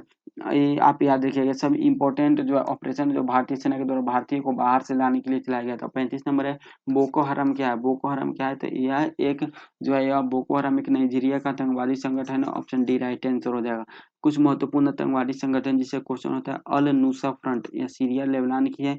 हिजबुल्लाह है ईरान एवं सीरिया का है। और हमास जो है वह फिलिस्तीन का है, ठीक है। ये याद रखिए। अलकायदा जो सबसे बड़ा आतंकवादी संगठन है उसको अलकायदा माना जाता है। जो लगभग पाकिस्तान और तुर्की में फैला हुआ है। 36 नंबर जो वास्को डिगामा माफ़ कीजिएगा ओसामा बिन लादेन जो संबंधित था वो अल-कायदा से ही संबंधित था। 36 नंबर क्वेश्चन हम लोग देख लेते हैं। बोल रहा है मरणोपरांत प्रथम भारत रत्न किन्हें दिया गया था? मरणोपरांत जो प्रथम भारत प्रांत है वह दिया गया था लाल बहादुर शास्त्री को। ऑप्शन डी राइट आंसर हो जाएगा। क्वेश्चन बाकी पीछे बहुत सारे वीडियो में हम लोग भारत रत्न के बारे में पूरा बेसिक से लेकर एडवांस तक 2023 तक भी हम लोग डिटेल में देख चुके हैं, तो उसमें आप लोग देख लीजिएगा। गाय की गर्भावधि क्या है? गाय की गर्भावधि क्या है? तो गाय का जो गर्भ अवधि है वह है 274 से 280 दिन। ऑप्शन बी राइट आंसर हो जाएगा। हाथी का कितना होता है? 624 दिन हाथी का होता है। ऊँट का कितना होता है? 400 दिन होता है। गधा का 365 दिन होता है। घोड़ा का कितना होता है? 330 दिन। भैंस का 300 दिन होता है। गाय का 284 दिन होता है गर्भकाल। ठीक है, गाय का 284 दिन, तो 274 से 280 ये भी आप याद रखिएगा। ठीक है, बाघ का 155 दिन होता है बाघ का। उसके बाद 151 दिन होता है बकरी का, और 114 दिन होता है सुअर का, 63 दिन होता है कुत्ता का। ये सब का गर्भकाल आप याद रखिएगा। तो चलिए 38 नंबर क्वेश्चन देख लेते हैं। बोले निम्नलिखित नदियों में से किसका उद्गम भारत में नहीं है? किसका उद्गम भारत में नहीं? तो सतलज का उद्गम भारत में नहीं है। ठीक है, ये भी फैक्ट आप याद रखिएगा। सतलज का उद्गम स्थल भारत में था। 1 मिनट हम चेक कर ले कि रिकॉर्डिंग चल रहा है या नहीं चल रहा है। ठीक है, रिकॉर्डिंग स्टार्ट है। तो चलिए हम देख लेते हैं सतलज नदियों में, सतलज के सभी नदियों के बारे में देख लेते हैं। जैसे सतलज के बारे में एक बार देख ली तो सतलज कहाँ से निकलती है? मानसरोवर झील से निकलती है। मानसरोवर झील के रक्षा स्थल झील से निकलती है। मानसरोवर के रक्षा स्थल झील से निकलती है। ठीक है, रक्षा स्थल झील से निकलते हैं। भारत में कहाँ से प्रवेश करती है? ये यहाँ पे चाइना में बहती है। भारत में कहाँ से प्रवेश करती है? शिवकिल्ला दर्रा से भारत में प्रवेश करती है सतलज नदी। शिवकिल्ला दर्रा से। इसका प्राचीन नाम क्या है? शताद्री। शताद्री इसका प्राचीन नाम है। बाद में किस में जाके मिल जाती है? सिंधु में जाके मिल जाती है। यानी सतलज नदी सिंधु की सहायक नदी है। इंदिरा गांधी बांध कहाँ? इंदिरा गांधी नहर इसी पे स्थित है। भाखड़ा नंगल बांध भी कहाँ स्थित है? सतलज नदी पे ही स्थित है। ये फैक्ट आप याद रखिएगा। ठीक है, चलिए नेक्स्ट हम लोग देख लेते हैं रावी नदी के बारे में। रावी नदी कहाँ से निकलती है? हिमाचल प्रदेश के कांगड़ा से निकलती है और ये लाहौर होते हुए आके चेनाब नदी में मिल जाती है। किसमें? चेनाब में मिल जाती है। यानी रावी जो है चेनाब की सहायक नदी है। चेनाब नदी जो है सबसे पहले सिंधु की सबसे बड़ी सहायक नदी है। सबसे बड़ी सहायक नदी है सिंधु की। कौन नदी है? चेनाब नदी है। ठीक है, ये हिमाचल प्रदेश के बड़ा लाचला दारा से निकलती है। कहाँ? हिमाचल प्रदेश के बड़ा लाचला दारा से होकर निकलती है। ब्यास नदी के बारे में देख लेते हैं। ब्यास नदी चिनाब नदी पे कुछ परियोजना जैसे रतले परियोजना, रतले जल विद्युत परियोजना, दुलहस्ती बगलिहार सलाल परियोजना, ये सब किस पे है? चिनाब नदी पे ही स्थित है। ये फैक्ट आप याद रखिएगा। ब्यास नदी जो है वो पीर पंजाल श्रेणी से होते हुए रोहतांग दर्रा से निकलती है और यह धौलाधर श्रेणी को पार करते सतलज नदी में आके मिल जाती है। यानी ब्यास नदी किस में आके मिल जाती है? सतलज नदी में मिल जाती है। नेक्स्ट हम लोग देख लेते हैं 39 नंबर क्वेश्चन। भारत का सर्वोच्च न्यायालय के संदर्भ में कौन सा कथन सही है? ये आपसे पूछा जा रहा है। भारत का जो सर्वोच्च न्यायालय है उसके बारे में आपसे पूछा जा रहा है कौन सा कथन सही है? इसका केवल मूल क्षेत्राधिकार है। जो सर्वोच्च न्यायालय का केवल मूल क्षेत्राधिकार है या कथन सही है? नहीं, इसका केवल मूल क्षेत्राधिकार नहीं है। नेक्स्ट हम लोग देख लेते हैं इसका केवल अपीलीय क्षेत्राधिकार है। नहीं, इसका केवल अपीलीय क्षेत्राधिकार भी नहीं है। इसका केवल परामर्श संबंधी क्षेत्राधिकार ये भी नहीं है। इसका मूल अपीलीय और परामर्श संबंधी क्षेत्राधिकार है। बिल्कुल सही, ऑप्शन डी राइट आंसर हो जाएगा। सभी अधिकार है इसका। ठीक है, किसका? सर्वोच्च न्यायालय का। भारतीय संविधान के किस अनुच्छेद में उच्चतम सर्वोच्च न्यायालय उच्चतम न्यायालय की बात की गई है? तो अनुच्छेद 124 से 147 तक या उच्चतम न्यायालय की बात की गई है। ठीक है, और इसमें अनुच्छेद 131 में इसका क्षेत्राधिकार का बात किया गया है। ठीक है, केंद्र और राज्यों के बीच विवाद, राज्यों के बीच विवाद, ये सब केंद्र और राज्यों में कुछ राज्यों और दूसरी अन्य राज्यों के बीच अगर विवाद होता है तो इसको कौन सुलझाएगा? अनुच्छेद 131 के तहत सर्वोच्च न्यायालय ही सुलझाएगा। ठीक है, अनुच्छेद 143 जो है सार्वजनिक विषय पे भी उच्च न्यायालय जो है वह अनुच्छेद 143 के तहत राष्ट्रपति जो है कोई भी विषय पे अगर चाहे उच्चतम न्यायालय के न्यायाधीश से परामर्श लेने के तो अनुच्छेद 143 के तहत ले सकते हैं। ये भी फैक्ट आप याद रखिएगा। ठीक है, उच्चतम न्यायालय की स्थापना कब हुआ था? 28 जनवरी 1950 को। ये भी फैक्ट आप याद रखिएगा। 28 जनवरी 1950 को उच्चतम न्यायालय का स्थापना हुआ था। ठीक है, चलिए नेक्स्ट हम लोग बात कर लेते हैं अच्छा, ये अनुच्छेद 129 एक इम्पोर्टेंट है, याद रखिएगा। अनुच्छेद 129 के तहत जो सर्वोच्च न्यायालय एक अभिलेख न्यायालय होगा, कौन-सा? अभिलेख न्यायालय होगा अनुच्छेद 129 के तहत। नेक्स्ट हम देख लेते हैं 140 नंबर क्वेश्चन। जल्लीकट्टू सांडों में की लड़ाई किस राज्य से संबंधित है? जल्लीकट्टू सांडों की लड़ाई तमिलनाडु से संबंधित। ऑप्शन डी राइट आंसर हो जाएगा, तमिलनाडु से। ओणम कहाँ से संबंधित है? केरल से संबंधित है। ओणम केरल से संबंधित है। ओणम केरल से संबंधित है। पोंगल भी एक है जो पोंगल जो है ये भी कि कहाँ से संबंधित है? पोंगल त्योहार जो है ये तमिलनाडु से ही संबंधित है। बिहू बिहू काफी एग्जाम में आता है। बिहू असम से संबंधित है। बिहू असम से संबंधित है। बिहू असम से संबंधित है। रथ यात्रा उड़ीसा से संबंधित है। रथ यात्रा उड़ीसा से संबंधित है। रथ यात्रा उड़ीसा से संबंधित है। नौका विहार कहाँ से संबंधित है? केरल से संबंधित है। नौका विहार केरल से संबंधित है। पतंग उत्सव गुजरात से संबंधित है। और सांड युद्ध जो है वह स्पेन का सांड युद्ध स्पेन का राष्ट्रीय खेल है। कहाँ का? स्पेन का राष्ट्रीय खेल कौन सा है? सांड युद्ध। ये भी आप याद रखिएगा, ठीक है। सांड युद्ध स्पेन का राष्ट्रीय खेल है। नेक्स्ट हम देख लेते हैं 41 नंबर क्वेश्चन। निम्नलिखित में से कौन दो नदियां अमरकंटक से उद्गम होती है? अभी हम लोग ऊपर देखते हैं अमरकंटक से, तो एक तो सोन के बारे में पढ़े, एक नर्मदा। तो जो दो नदियां हैं यह कौन अमरकंटक से निकलती है? जो नर्मदा अमरकंटक से निकल कर पश्चिम की तरफ बह के जाकर खंबात की खाड़ी में गिर जाती है। और ये मतलब या अरब सागर भी, दोनों ऑप्शन में रहे तो बता दिएगा। अरब सागर एक खंबात की खाड़ी में जाके गिर जाती है। सोन नदी अमरकंटक से निकलकर उत्तर की तरफ बहते हुए जाकर गंगा नदी में पटना के समीप मिल जाती है। नर्मदा नदी, ठीक है, नर्मदा नदी पश्चिम की ओर बहने वाली सबसे बड़ी नदी है और अरब सागर में भी गिरने वाली सबसे बड़ी नदी है। कौन सी? नर्मदा नदी है। ये भी फैक्ट आप याद रखिएगा नर्मदा नदी के बारे में, ठीक है। नर्मदा नदी को भ्रंश घाटी का निर्माण करती है। और नर्मदा नदी को कहाँ का? मध्य प्रदेश का जीवन रेखा बोलते हैं। कहाँ का? मध्य प्रदेश का जीवन रेखा किस नदी को बोलते हैं? नर्मदा नदी को बोलते हैं। मध्य प्रदेश का जीवन रेखा नर्मदा नदी को हम लोग बोलते हैं, ठीक है। चलिए नेक्स्ट हम लोग देख लेते हैं 42 नंबर क्वेश्चन। कौन सा स्थल 42 नंबर क्वेश्चन है, कौन सा स्थान ब्रह्मा के मंदिर तथा पशुओं के लिए मेले के लिए प्रसिद्ध है? जो पुष्कर है, ऑप्शन ए राइट आंसर रहेगा। यहाँ पे भारत का एकमात्र ब्रह्मा जी का मंदिर है, ठीक है। एकमात्र ब्रह्मा जी का मंदिर है और पुष्कर मेला यहीं पे लगता है। पुष्कर मेला भी यहीं पे लगता है। पुष्कर पशु मेला कहाँ पे स्थित है? राजस्थान में स्थित है। कहाँ पे? राजस्थान में स्थित है, ठीक है। पशुओं का मेला राजस्थान में। पुष्कर कहाँ स्थित है? तो राजस्थान के अजमेर जिला में स्थित है पुष्कर। कार्तिक पूर्णिमा के दिन लगता है। यहाँ पे एक मंदिर है श्री श्री रंगनाथ स्वामी मंदिर कहाँ पे स्थित है? राजस्थान में। तो यह पुष्कर में ही स्थित है। और पुष्कर झील भी यहाँ पे है। क्या है? एक पुष्कर झील, पुष्कर मेला, सब चीज यहीं पे लगता है, ठीक है। सब चीज पुष्कर से संबंधित है। सूरज कुंड मेला कहाँ लगता है? सूरज कुंड मेला भी कहाँ लगता है? ये हरियाणा में ही लगता है। सूरज कुंड मेला हरियाणा में लगता है। हरियाणा के फरीदाबाद में। कहाँ पे? हरियाणा के फरीदाबाद में सूरज कुंड मेला लगता है, ठीक है। उज्जैन में कुंभ के लिए प्रसिद्ध है। उज्जैन में कुंभ मेला लगता है। उज्जैन में कुंभ मेला लगता है, ठीक है। सोनपुर या कहाँ? बिहार का और एशिया का सबसे बड़ा पशु मेला कहाँ? सोनपुर में लगता है, जो दिसंबर के महीने में लगता है, ठीक है। सोनपुर मेले में हरिहर नाथ मंदिर यहाँ पे प्रसिद्ध है। कौन? हरिहर नाथ। ये बीपीएससी का क्वेश्चन है। हरिहर नाथ मंदिर कहाँ प्रसिद्ध है? तो वह सोनपुर मेले के लिए प्रसिद्ध है। नेक्स्ट हम लोग देख लेते हैं 43 नंबर क्वेश्चन। भारत का पहला ऑर्गेनिक राज्य कौन सा है? सिक्किम है। ऑप्शन बी राइट आंसर हो जाएगा। ये उस टाइम के करंट अफेयर है, ठीक है। नेक्स्ट हम लोग देख लेते हैं 44 नंबर क्वेश्चन। उच्छृंखल उच्छृंखल कानून कोई कानून नहीं है। भारत के सर्वोच्च न्यायालय ने किस मामले में इस सिद्धांत को संपुष्ट किया था? किस मामले में बताया था? तो यह बताया था union carbide case. Option A right answer हो जाएगा। यूनियन कार्बाइड केस या किस केस से संबंधित है? देखिए यूनियन कार्बाइड केस जो है आप लोग को याद होगा भोपाल त्रासदी जो हुआ था, भोपाल त्रासदी हुआ था उससे संबंधित है। भोपाल त्रासदी में कौन सा गैस रिलीज हुआ था? यह सबसे पहले 1984 में हुआ था। कौन सा गैस रिलीज हुआ था? तो यह methyl isocyanide, methyl iso CYN80 isocyanide इसमें से रिलीज हुआ था, ठीक है। और एक कहाँ? अमेरिका का एक कंपनी था। अमेरिका का बेस्ड एक कंपनी था जिसपे त्रासदी के बाद इस पे केस किया गया था। रात को 3 दिसंबर को रात को 2 बजे इसमें से गैस लीक हुआ था। तो उसी पे यहाँ पे जो उच्चतम न्यायालय ने दिया था कि उच्छृंखल कानून कोई कानून नहीं है, ठीक है। उच्छृंखल कानून एक कानून नहीं है, इसमें बताया गया था किसके द्वारा? उच्चतम न्यायालय के द्वारा। ये भी फैक्ट आप याद रखिएगा, ठीक है। और एक और जैसे यहाँ पे देखिए मेनका गांधी केस है। मेनका गांधी केस का कब हुआ था? ये 1978 में हुआ था। मेनका गांधी केस कब हुआ था? 1978 में हुआ था। मेनका गांधी केस 1978 में हुआ था। 1978 में हुआ था। शाहबानो केस का संबंध किससे? तलाक से है। जो 3 तलाक वाला मामला था, यह शाहबानो केस से है। ठीक है। इंदिरा साहनी केस का जो है आरक्षण से संबंधित है, जो कब 1992 में हुआ था। और यह किससे संबंधित है? आरक्षण से संबंधित है। आरक्षण से संबंधित है।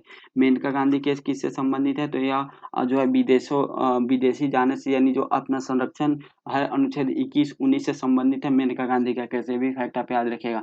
देखिए अब इसमें क्या है कि हम आपको जीके तो यहाँ पे बता रहे हैं, सब कुछ डिटेल में बता रहे हैं, लेकिन अगर आप बाद में पीडीएफ देखिएगा तो पता ही नहीं चलेगा कि 1978 लिखा हुआ है, क्योंकि टाइम कम रहता है, बहुत फास्ट लिखना रहता है। और वहीं अगर जीके और साइंस का अलग अलग डिस्कशन कराया जाएगा तो उसमें प्रॉपर रूप से अच्छा से सब चीज बताया जाएगा। 45 नंबर क्वेश्चन है, तो आप क्या चाहते हैं? आप कमेंट करके जरूर बताइए यस और नो में। 45 नंबर क्वेश्चन, युद्धग्रस्त क्षेत्रों से खनन कर राजद्रोही गतिविधियों के लिए बेचे जाने वाले हीरे निम्न में से किस नाम से जाने जाते हैं? निम्न में से किस नाम से जाने जाते हैं? तो ब्लड डायमंड के नाम से, कल फ्लिक्ट डायमंड और वार डायमंड के नाम से जाना जाता है। ऑप्शन डी राइट आंसर हो जाएगा, क्योंकि युद्धग्रस्त क्षेत्र को पहले कब्जा किया जाता है, वहां पे लोगों को मारा जाता है, कब्जा किया जाता है, फिर उसमें से जो है डायमंड निकाला जाता है। तो ऑप्शन डी यहाँ पे राइट आंसर हो जाएगा। ठीक है।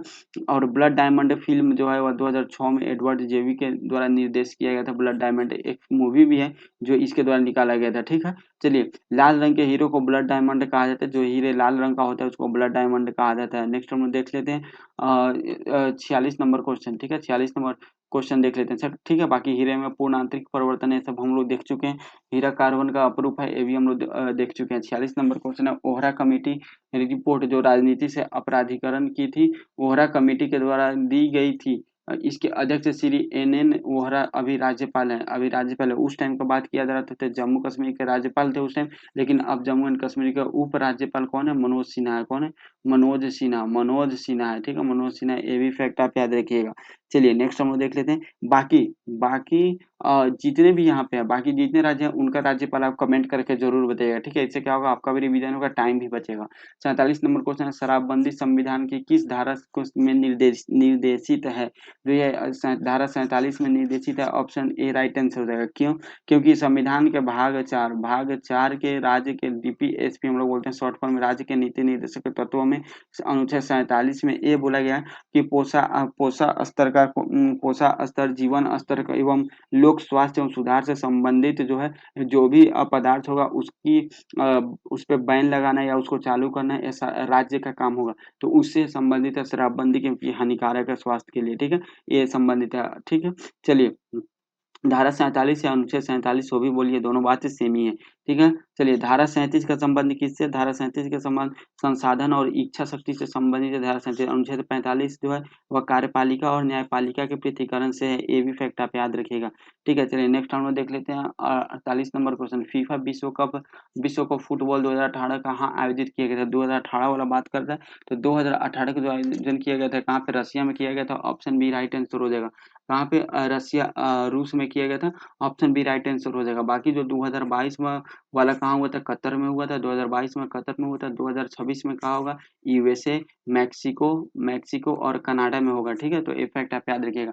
ऊपर वाला में एक बिहार से रिलेटेड फैक्ट बता देते, क्योंकि बिहार में भी शराबबंदी हुआ था, तो एक क्वेश्चन आ सकता है। बिहार में कब हुआ था? 5 अप्रैल 2016 को शराबबंदी, पूर्ण रूप से शराबबंदी हुआ था, जिसमें 3 अहम संशोधन अभी तक हो चुके हैं। 3 बार संशोधन भी हो चुका है। नेक्स्ट हम देख लेते हैं 49 नंबर क्वेश्चन। दुधारू पशुओं में कैल्शियम की कमी के कारण क्या होता है? दुधारू पशुओं में कैल्शियम के कमी के कारण मिल्क फीवर होता है। ऑप्शन ए राइट आंसर हो जाएगा। ठीक है। पशु प्लेग भी क्या होता है? यह विषाणु से होने वाला एक बीमारी होता है जो पशुओं में होता है, पशु प्लेग। ठीक है। जिसको हम रिंडर पोस्ट के नाम से जानते हैं। यह अधिकतर गाय और भैंस में होता है। लंगड़ा बुखार भी किस में होता है? ब्लैक क्वार्टर उसके नाम से जानते हैं, लंगड़ा बुखार, जो अधिकतर गाय और भैंस में देखने को मिलता है। नेक्स्ट हम देख लेते हैं 50 number question. The old man and the sea नामक संक्षिप्त नोवेल उपन्यास के लेखक कौन थे? ये भी उस टाइम का करंट से संबंधित है, तो ये थे Ernest Hemingway. Option B right answer हो जाएगा।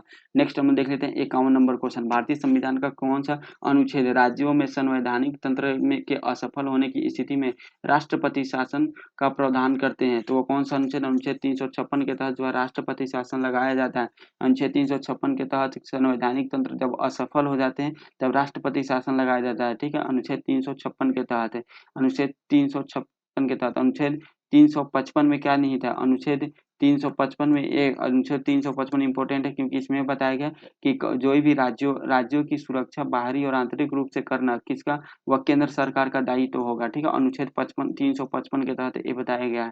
ठीक है, अब वित्तीय आपातकाल किसमें, अनुच्छेद 360 में। वित्तीय आपातकाल अनुच्छेद 360 में। अनुच्छेद 360 में कौन सा आपातकाल है, वित्तीय आपातकाल अनुच्छेद 360 के अंतर्गत आता है। अनुच्छेद और राष्ट्रीय आपातकाल अनुच्छेद 352 के अंतर्गत आता है। राष्ट्रीय 352, वित्तीय 360 और जो 356 कौन सा है, वह आंतरिक मामलों से संबंधित है जब संवैधानिक तंत्र असफल रहे। ठीक है, तो एक ही से अनुच्छेद 356 से संबंधित है।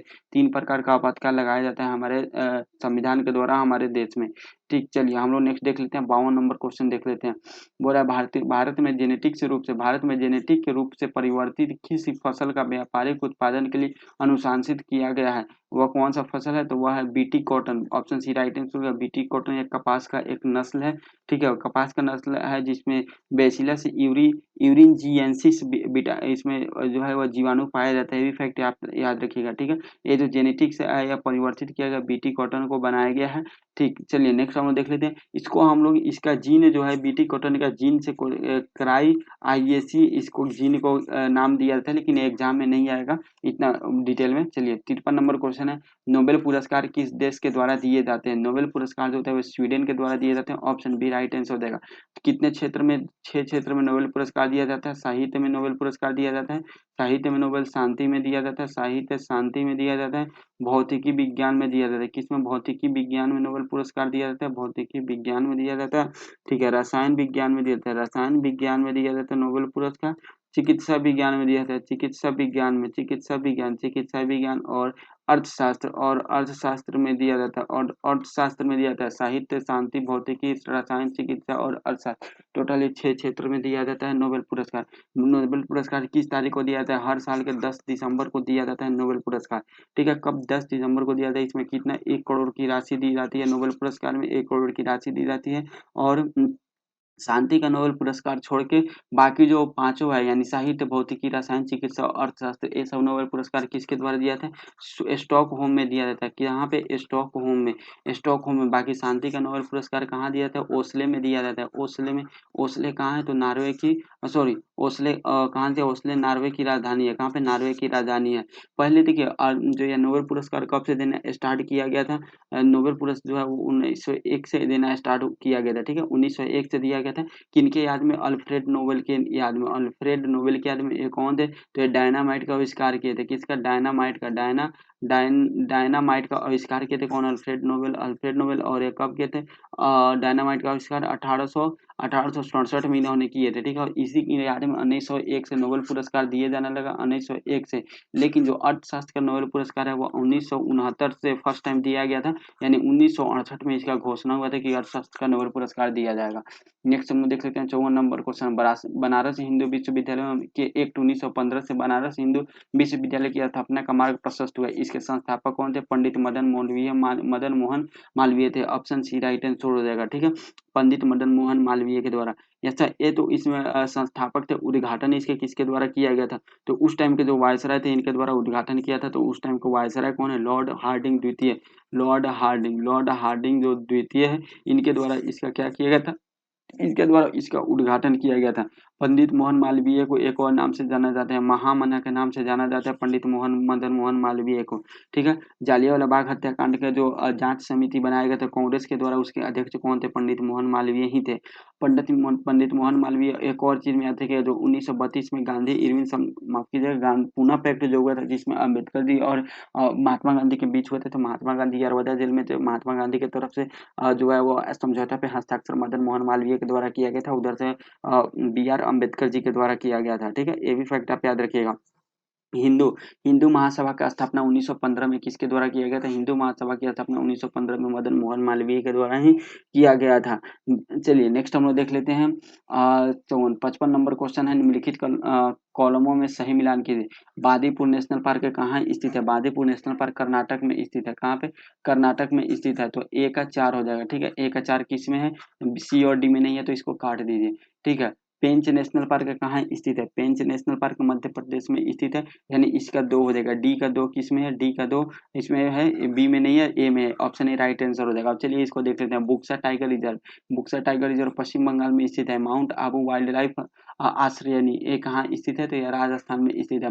माउंट आबू किसका? जो अरावली श्रेणी है, अरावली श्रेणी उसका जो है सबसे ऊंचा चोटी है। तो इसे भी आप याद रख सकते हैं। नेक्स्ट है 56 नंबर क्वेश्चन, निम्नलिखित में से कौन सा एक भारत का राष्ट्रीय जलीय प्राणी है? तो वह है Ganga dolphin. Option C right answer. Ganga dolphin जो भारत का राष्ट्रीय जलीय जो जलीय प्राणी है, ये किसके द्वारा? तो प्रधानमंत्री मनमोहन सिंह के द्वारा डिसाइड किया गया था, जब मुख्यमंत्री जो नीतीश कुमार है इनको बोले थे, तो ये जो है यह घोषणा किए थे। ठीक है, चलिए यह कब? तो 2010 को राष्ट्रीय जलीय जीव की प्राणी घोषणा किया गया था। कब? 2010 में इसका घोषणा किया गया था राष्ट्रीय जलीय प्राणी का।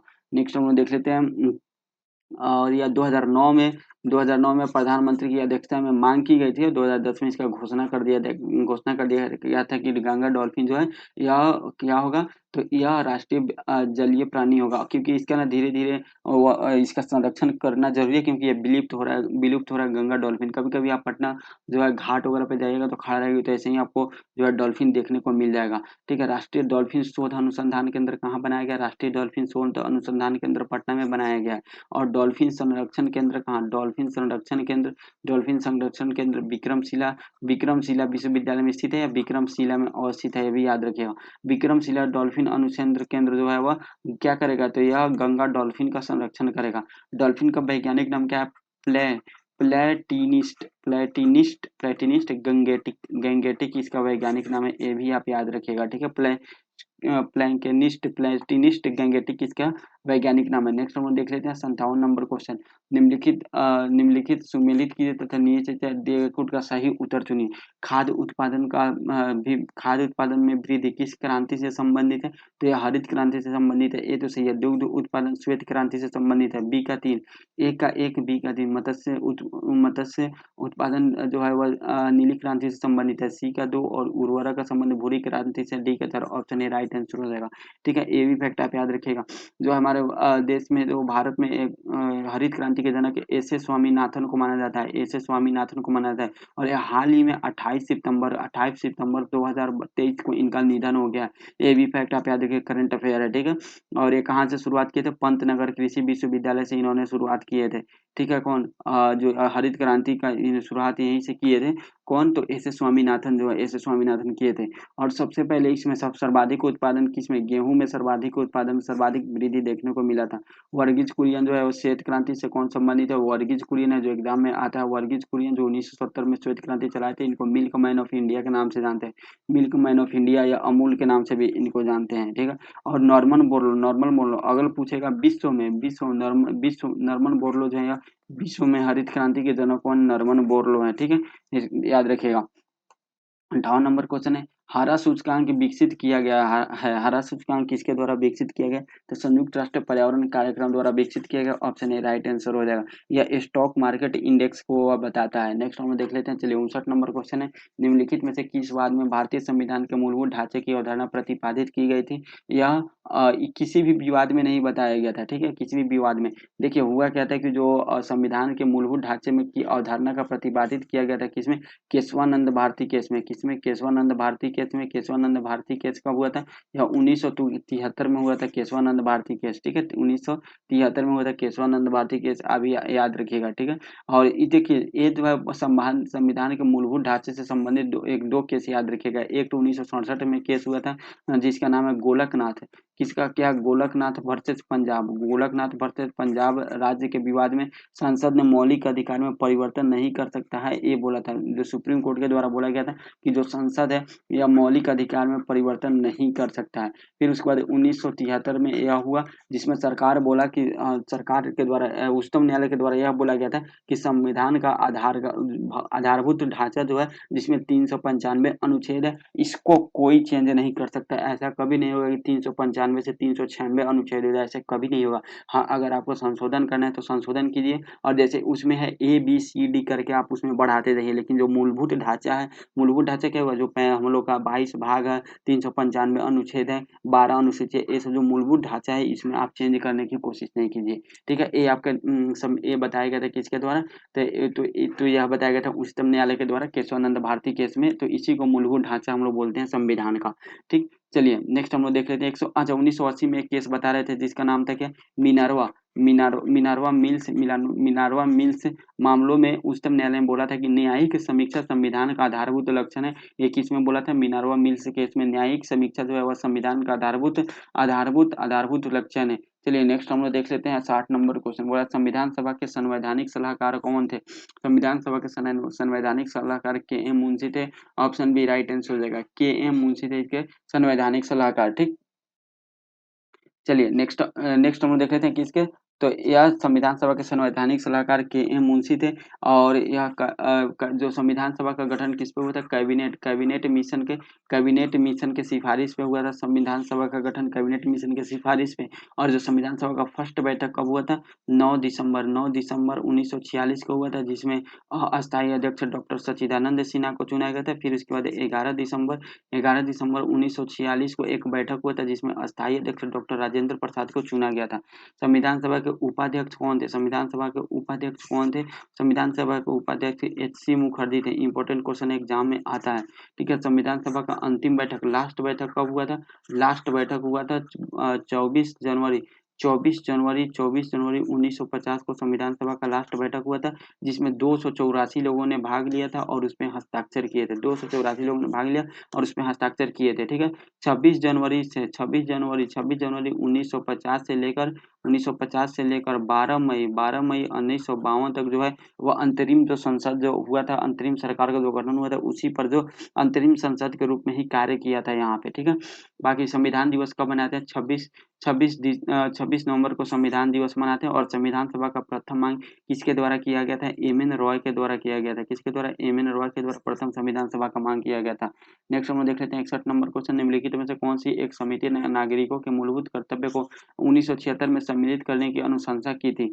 किसके द्वारा, तो वह स्वर्ण सिंह समिति के द्वारा जो है वह मूल कर्तव्य यानी मौलिक कर्तव्य की बात की गई है। यह संविधान के किस भाग में, भाग 4A में है, भाग 4A में है, जो अनुच्छेद 51A इसके अंतर्गत आता है। इसमें 10 मौलिक अधिकार है जो सरदार स्वर्ण सिंह समिति के सिफारिश पे ऐड किया गया था 42वां संविधान संशोधन 1976 में। ठीक है, लेकिन फिर जो है 86वां संविधान संशोधन 2002 में एक 11वां मूल कर्तव्य ऐड किया गया, जो क्या था कि आप अपने बच्चे को स्कूल में भेजिए निःशुल्क शिक्षा के लिए। देखिए, हम जो हमारा मूल अधिकार है, हमारा मूल अधिकार क्या है कि हम सरकार से 6 वर्ष के 14 वर्ष के बच्चों के लिए फ्री में शिक्षा मांगे, लेकिन हम लोग का मौलिक कर्तव्य भी बनता है कि हम अपने बच्चे को स्कूल भेजें, जो 6 वर्ष से 14 वर्ष के लिए उसको स्कूल भेजें, ताकि वह जो है वह जो निःशुल्क शिक्षा जो है उसका लाभ उठा सकें। ठीक है, कोठारी समिति का संबंध किससे, ये भी शिक्षा से ही संबंधित है। कोठारी समिति का संबंध भी किससे है, और अशोक मेहता और बलवंत राय मेहता संबंधी का यह समिति का संबंध किससे, पंचायती राज से। बलवंत राय मेहता के द्वारा 3 स्तरीय पंचायती राज समिति जो है वह बताया गया था, और अशोक मेहता के द्वारा 2 स्तरीय बताया गया था। लेकिन अभी वर्तमान में बलवंत राय मेहता द्वारा जो 3 स्तरीय है वही अभी लागू है पूरे देश में। नेक्स्ट हम लोग देख लेते हैं 62 नंबर क्वेश्चन।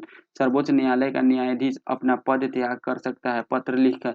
किसके द्वारा कैसे, मतलब जो सर्वोच्च न्यायालय के न्यायाधीश है वो अपना पद कैसे त्याग कर सकता है, तो यह अपने राष्ट्रपति जो है वह राष्ट्रपति को पत्र लिखकर इसका किया जा सकता है। ऑप्शन बी राइट आंसर हो जाएगा, option B is the correct answer हो जाएगा। ठीक है, बाकी उच्चतम न्यायालय का जो है शक्ति है, जो उच्चतम न्यायालय की शक्ति है वह किस देश के जो संविधान से लिए गए, यूएसए के संविधान से लिया गया। दुनिया का सबसे छोटा संविधान यूएसए का, और दुनिया का पहला हस्तलिखित संविधान भी यूएसए का, ये भी आप याद रखिएगा। ठीक है, और उच्चतम न्यायालय का जो है वह न्यायाधीश को, उच्चतम न्यायालय के न्यायाधीश कैसे चुना जाता है, कॉलेजियम विधि के द्वारा, कॉलेजियम प्रोसेस के द्वारा चुना जाता है। उच्चतम न्यायालय के न्यायाधीश कॉलेजियम विधि के द्वारा किया जाता है। ठीक है, उच्चतम न्यायालय और उच्च न्यायालय के न्यायाधीशों के द्वारा या तो वो खुद या तो वो इस्तीफा दे देंगे तो ठीक है, ठीक है, अपना शपथ त्याग दे दिए तो ठीक है, लेकिन अब उनको हटाना होगा तो महाभियोग प्रोसेस के द्वारा हटाया जाता है। ये भी फैक्ट आप याद रखिए, किसके द्वारा, महाभियोग प्रोसेस के द्वारा।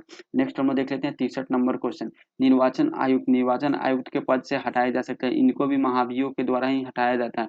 उपयुक्त में से कोई नहीं, ऑप्शन डी राइट आंसर है। निर्वाचन आयुक्त के जो मुख्य ठीक है मुख्य चुनाव आयुक्त है, इनको भी किसके द्वारा महाभियोग महाभियोग के द्वारा भी हटाया जाता है। निर्वाचन आयुक्त से जो है वह किसका, तो निर्वाचन आयुक्त को किससे, महाभियोग के द्वारा ही हटाया जा सकता है। ये भी फैक्ट आप याद रखिएगा, महाभियोग प्रोसेस ही हटाया जाता है। और इसके संविधान के किस अनुच्छेद में निर्वाचन आयोग की बात की गई, अनुच्छेद 324 से 329 तक इसका उल्लेख किया गया है। अनुच्छेद 324 से 329 तक का प्रथम निर्वाचन आयोग कौन है, सुकुमार सेन थे। प्रथम सुकुमार सेन थे, प्रथम सुकुमार सेन थे। वर्तमान में कौन है, सुशील चंद्र है। वर्तमान में कौन है, सुशील चंद्र है। ये भी आप याद रखिएगा, निर्वाचन आयोग के मुख्य चुनाव आयुक्त है। ठीक है, और इसका क्या काम है, निर्वाचन आयुक्त का इसका काम है कि वह जो है जो भी चुनाव होगा लोकसभा राज्यसभा का, इसका शांतिपूर्ण ढंग से कराएगा। राष्ट्रपति, उपराष्ट्रपति, संसद, विधानसभा, इस सब का चुनाव कौन कराता है, निर्वाचन आयुक्त के द्वारा ही कराया जाता है। ठीक है, चलिए नेक्स्ट हम लोग 64 नंबर क्वेश्चन है, टाइगर वुड किस खेल से संबंधित है। टाइगर वुड जो है वो गोल्फ से संबंधित है। ऑप्शन ए राइट आंसर हो जाएगा। बाकी जो इससे संबंधित जो भी है, खेल से संबंधित जो शब्द है वो हम लोग पीछे बहुत सारे वीडियो में डिस्कस कर चुके हैं। 65 नंबर क्वेश्चन, ध्वनि तरंगे नहीं चल सकती है। ध्वनि तरंगे किस में नहीं चल सकती, निर्वात में नहीं चल सकती, क्योंकि ध्वनि तरंगे वह की जो ध्वनि तरंगे है यात्री तरंगे है, चुंबकीय तरंगे नहीं। जो चुंबकीय तरंगे वो निर्वात में चले, लेकिन यात्री तरंगे जो है वह निर्वात में नहीं चलती है, ठोस, गैसीय और द्रव में ही चलती है। तो ध्वनि तरंगे जो है यह एक जो है क्या है, तो वह एक यांत्रिक तरंगे है। ठीक है, यांत्रिक तरंगे जो ठोस में ध्वनि अनुप्रस्थ तरंग के रूप में संचरण करती है। ठोस में किससे, अनुप्रस्थ अनुप्रस्थ जो है अनुप्रस्थ तरंग के रूप में यह काम करती है। ध्वनि का वेग कितना होता है, 332 मीटर पर सेकेंड होता है वायु में। ठीक है, 332 मीटर पर सेकेंड वायु में होता है, ये भी याद रखिएगा। ध्वनि जो होता है वह तीन तरीके से होता है, एक होता है अपश्रव्य, अपश्रव्य होता है, एक अपश्रव्य होता है, एक होता है श्रव्य। एक होता है श्रव्य यानी सुना जा सकने वाला, एक होता है पराश्रव्य जो नहीं सुन सकते हैं। ठीक है, अपश्रव्य कहाँ किससे होता है, 20 हर्ज से कम होता है, 20 हर्ज से कम होता है। पराश्रव्य 20 हर्ज से लेकर 20,000 हर्ज तक का होता है। और पराश्रव्य जो होता है यह 20,000 हर्ज से अधिक, 20,000 हर्ज से लेकर 1 गीगा हर्ज तक होता है। और 1 गीगा हर्ज से जो ऊपर का साउंड होता है उसको हम लोग बोलते हैं अति ध्वनिक। अति ध्वनिक हम लोग बोलते हैं, अति ध्वनिक बोलते हैं। ठीक है, तो इसमें जो केवल मनुष्य जो है 20 हर्ज से लेकर 20,000 हर्ज तक की मनुष्य केवल सुन सकता है। 66 नंबर क्वेश्चन है, इसमें जो कुछ दिया हुआ है सुमेलित करने के लिए, जो एड्रेनलिन है। ठीक है, एड्रेनलिन जो ग्रंथि है किससे है, तो इससे गुस्सा से संबंधित है, एड्रेनलिन संबंधित है गुस्सा और डर से। और ए का एक राइट आंसर, ए का एक हो जाएगा। ठीक है, एस्ट्रोजन क्या है, एस्ट्रोजन या साथ ही आकर्षित करना गंध ग्रहण ग्रहण शक्ति के माध्यम से। तो एस्ट्रोजन जो होता है इससे नहीं, एस्ट्रोजन जो है ये महिलाओं से संबंधित है।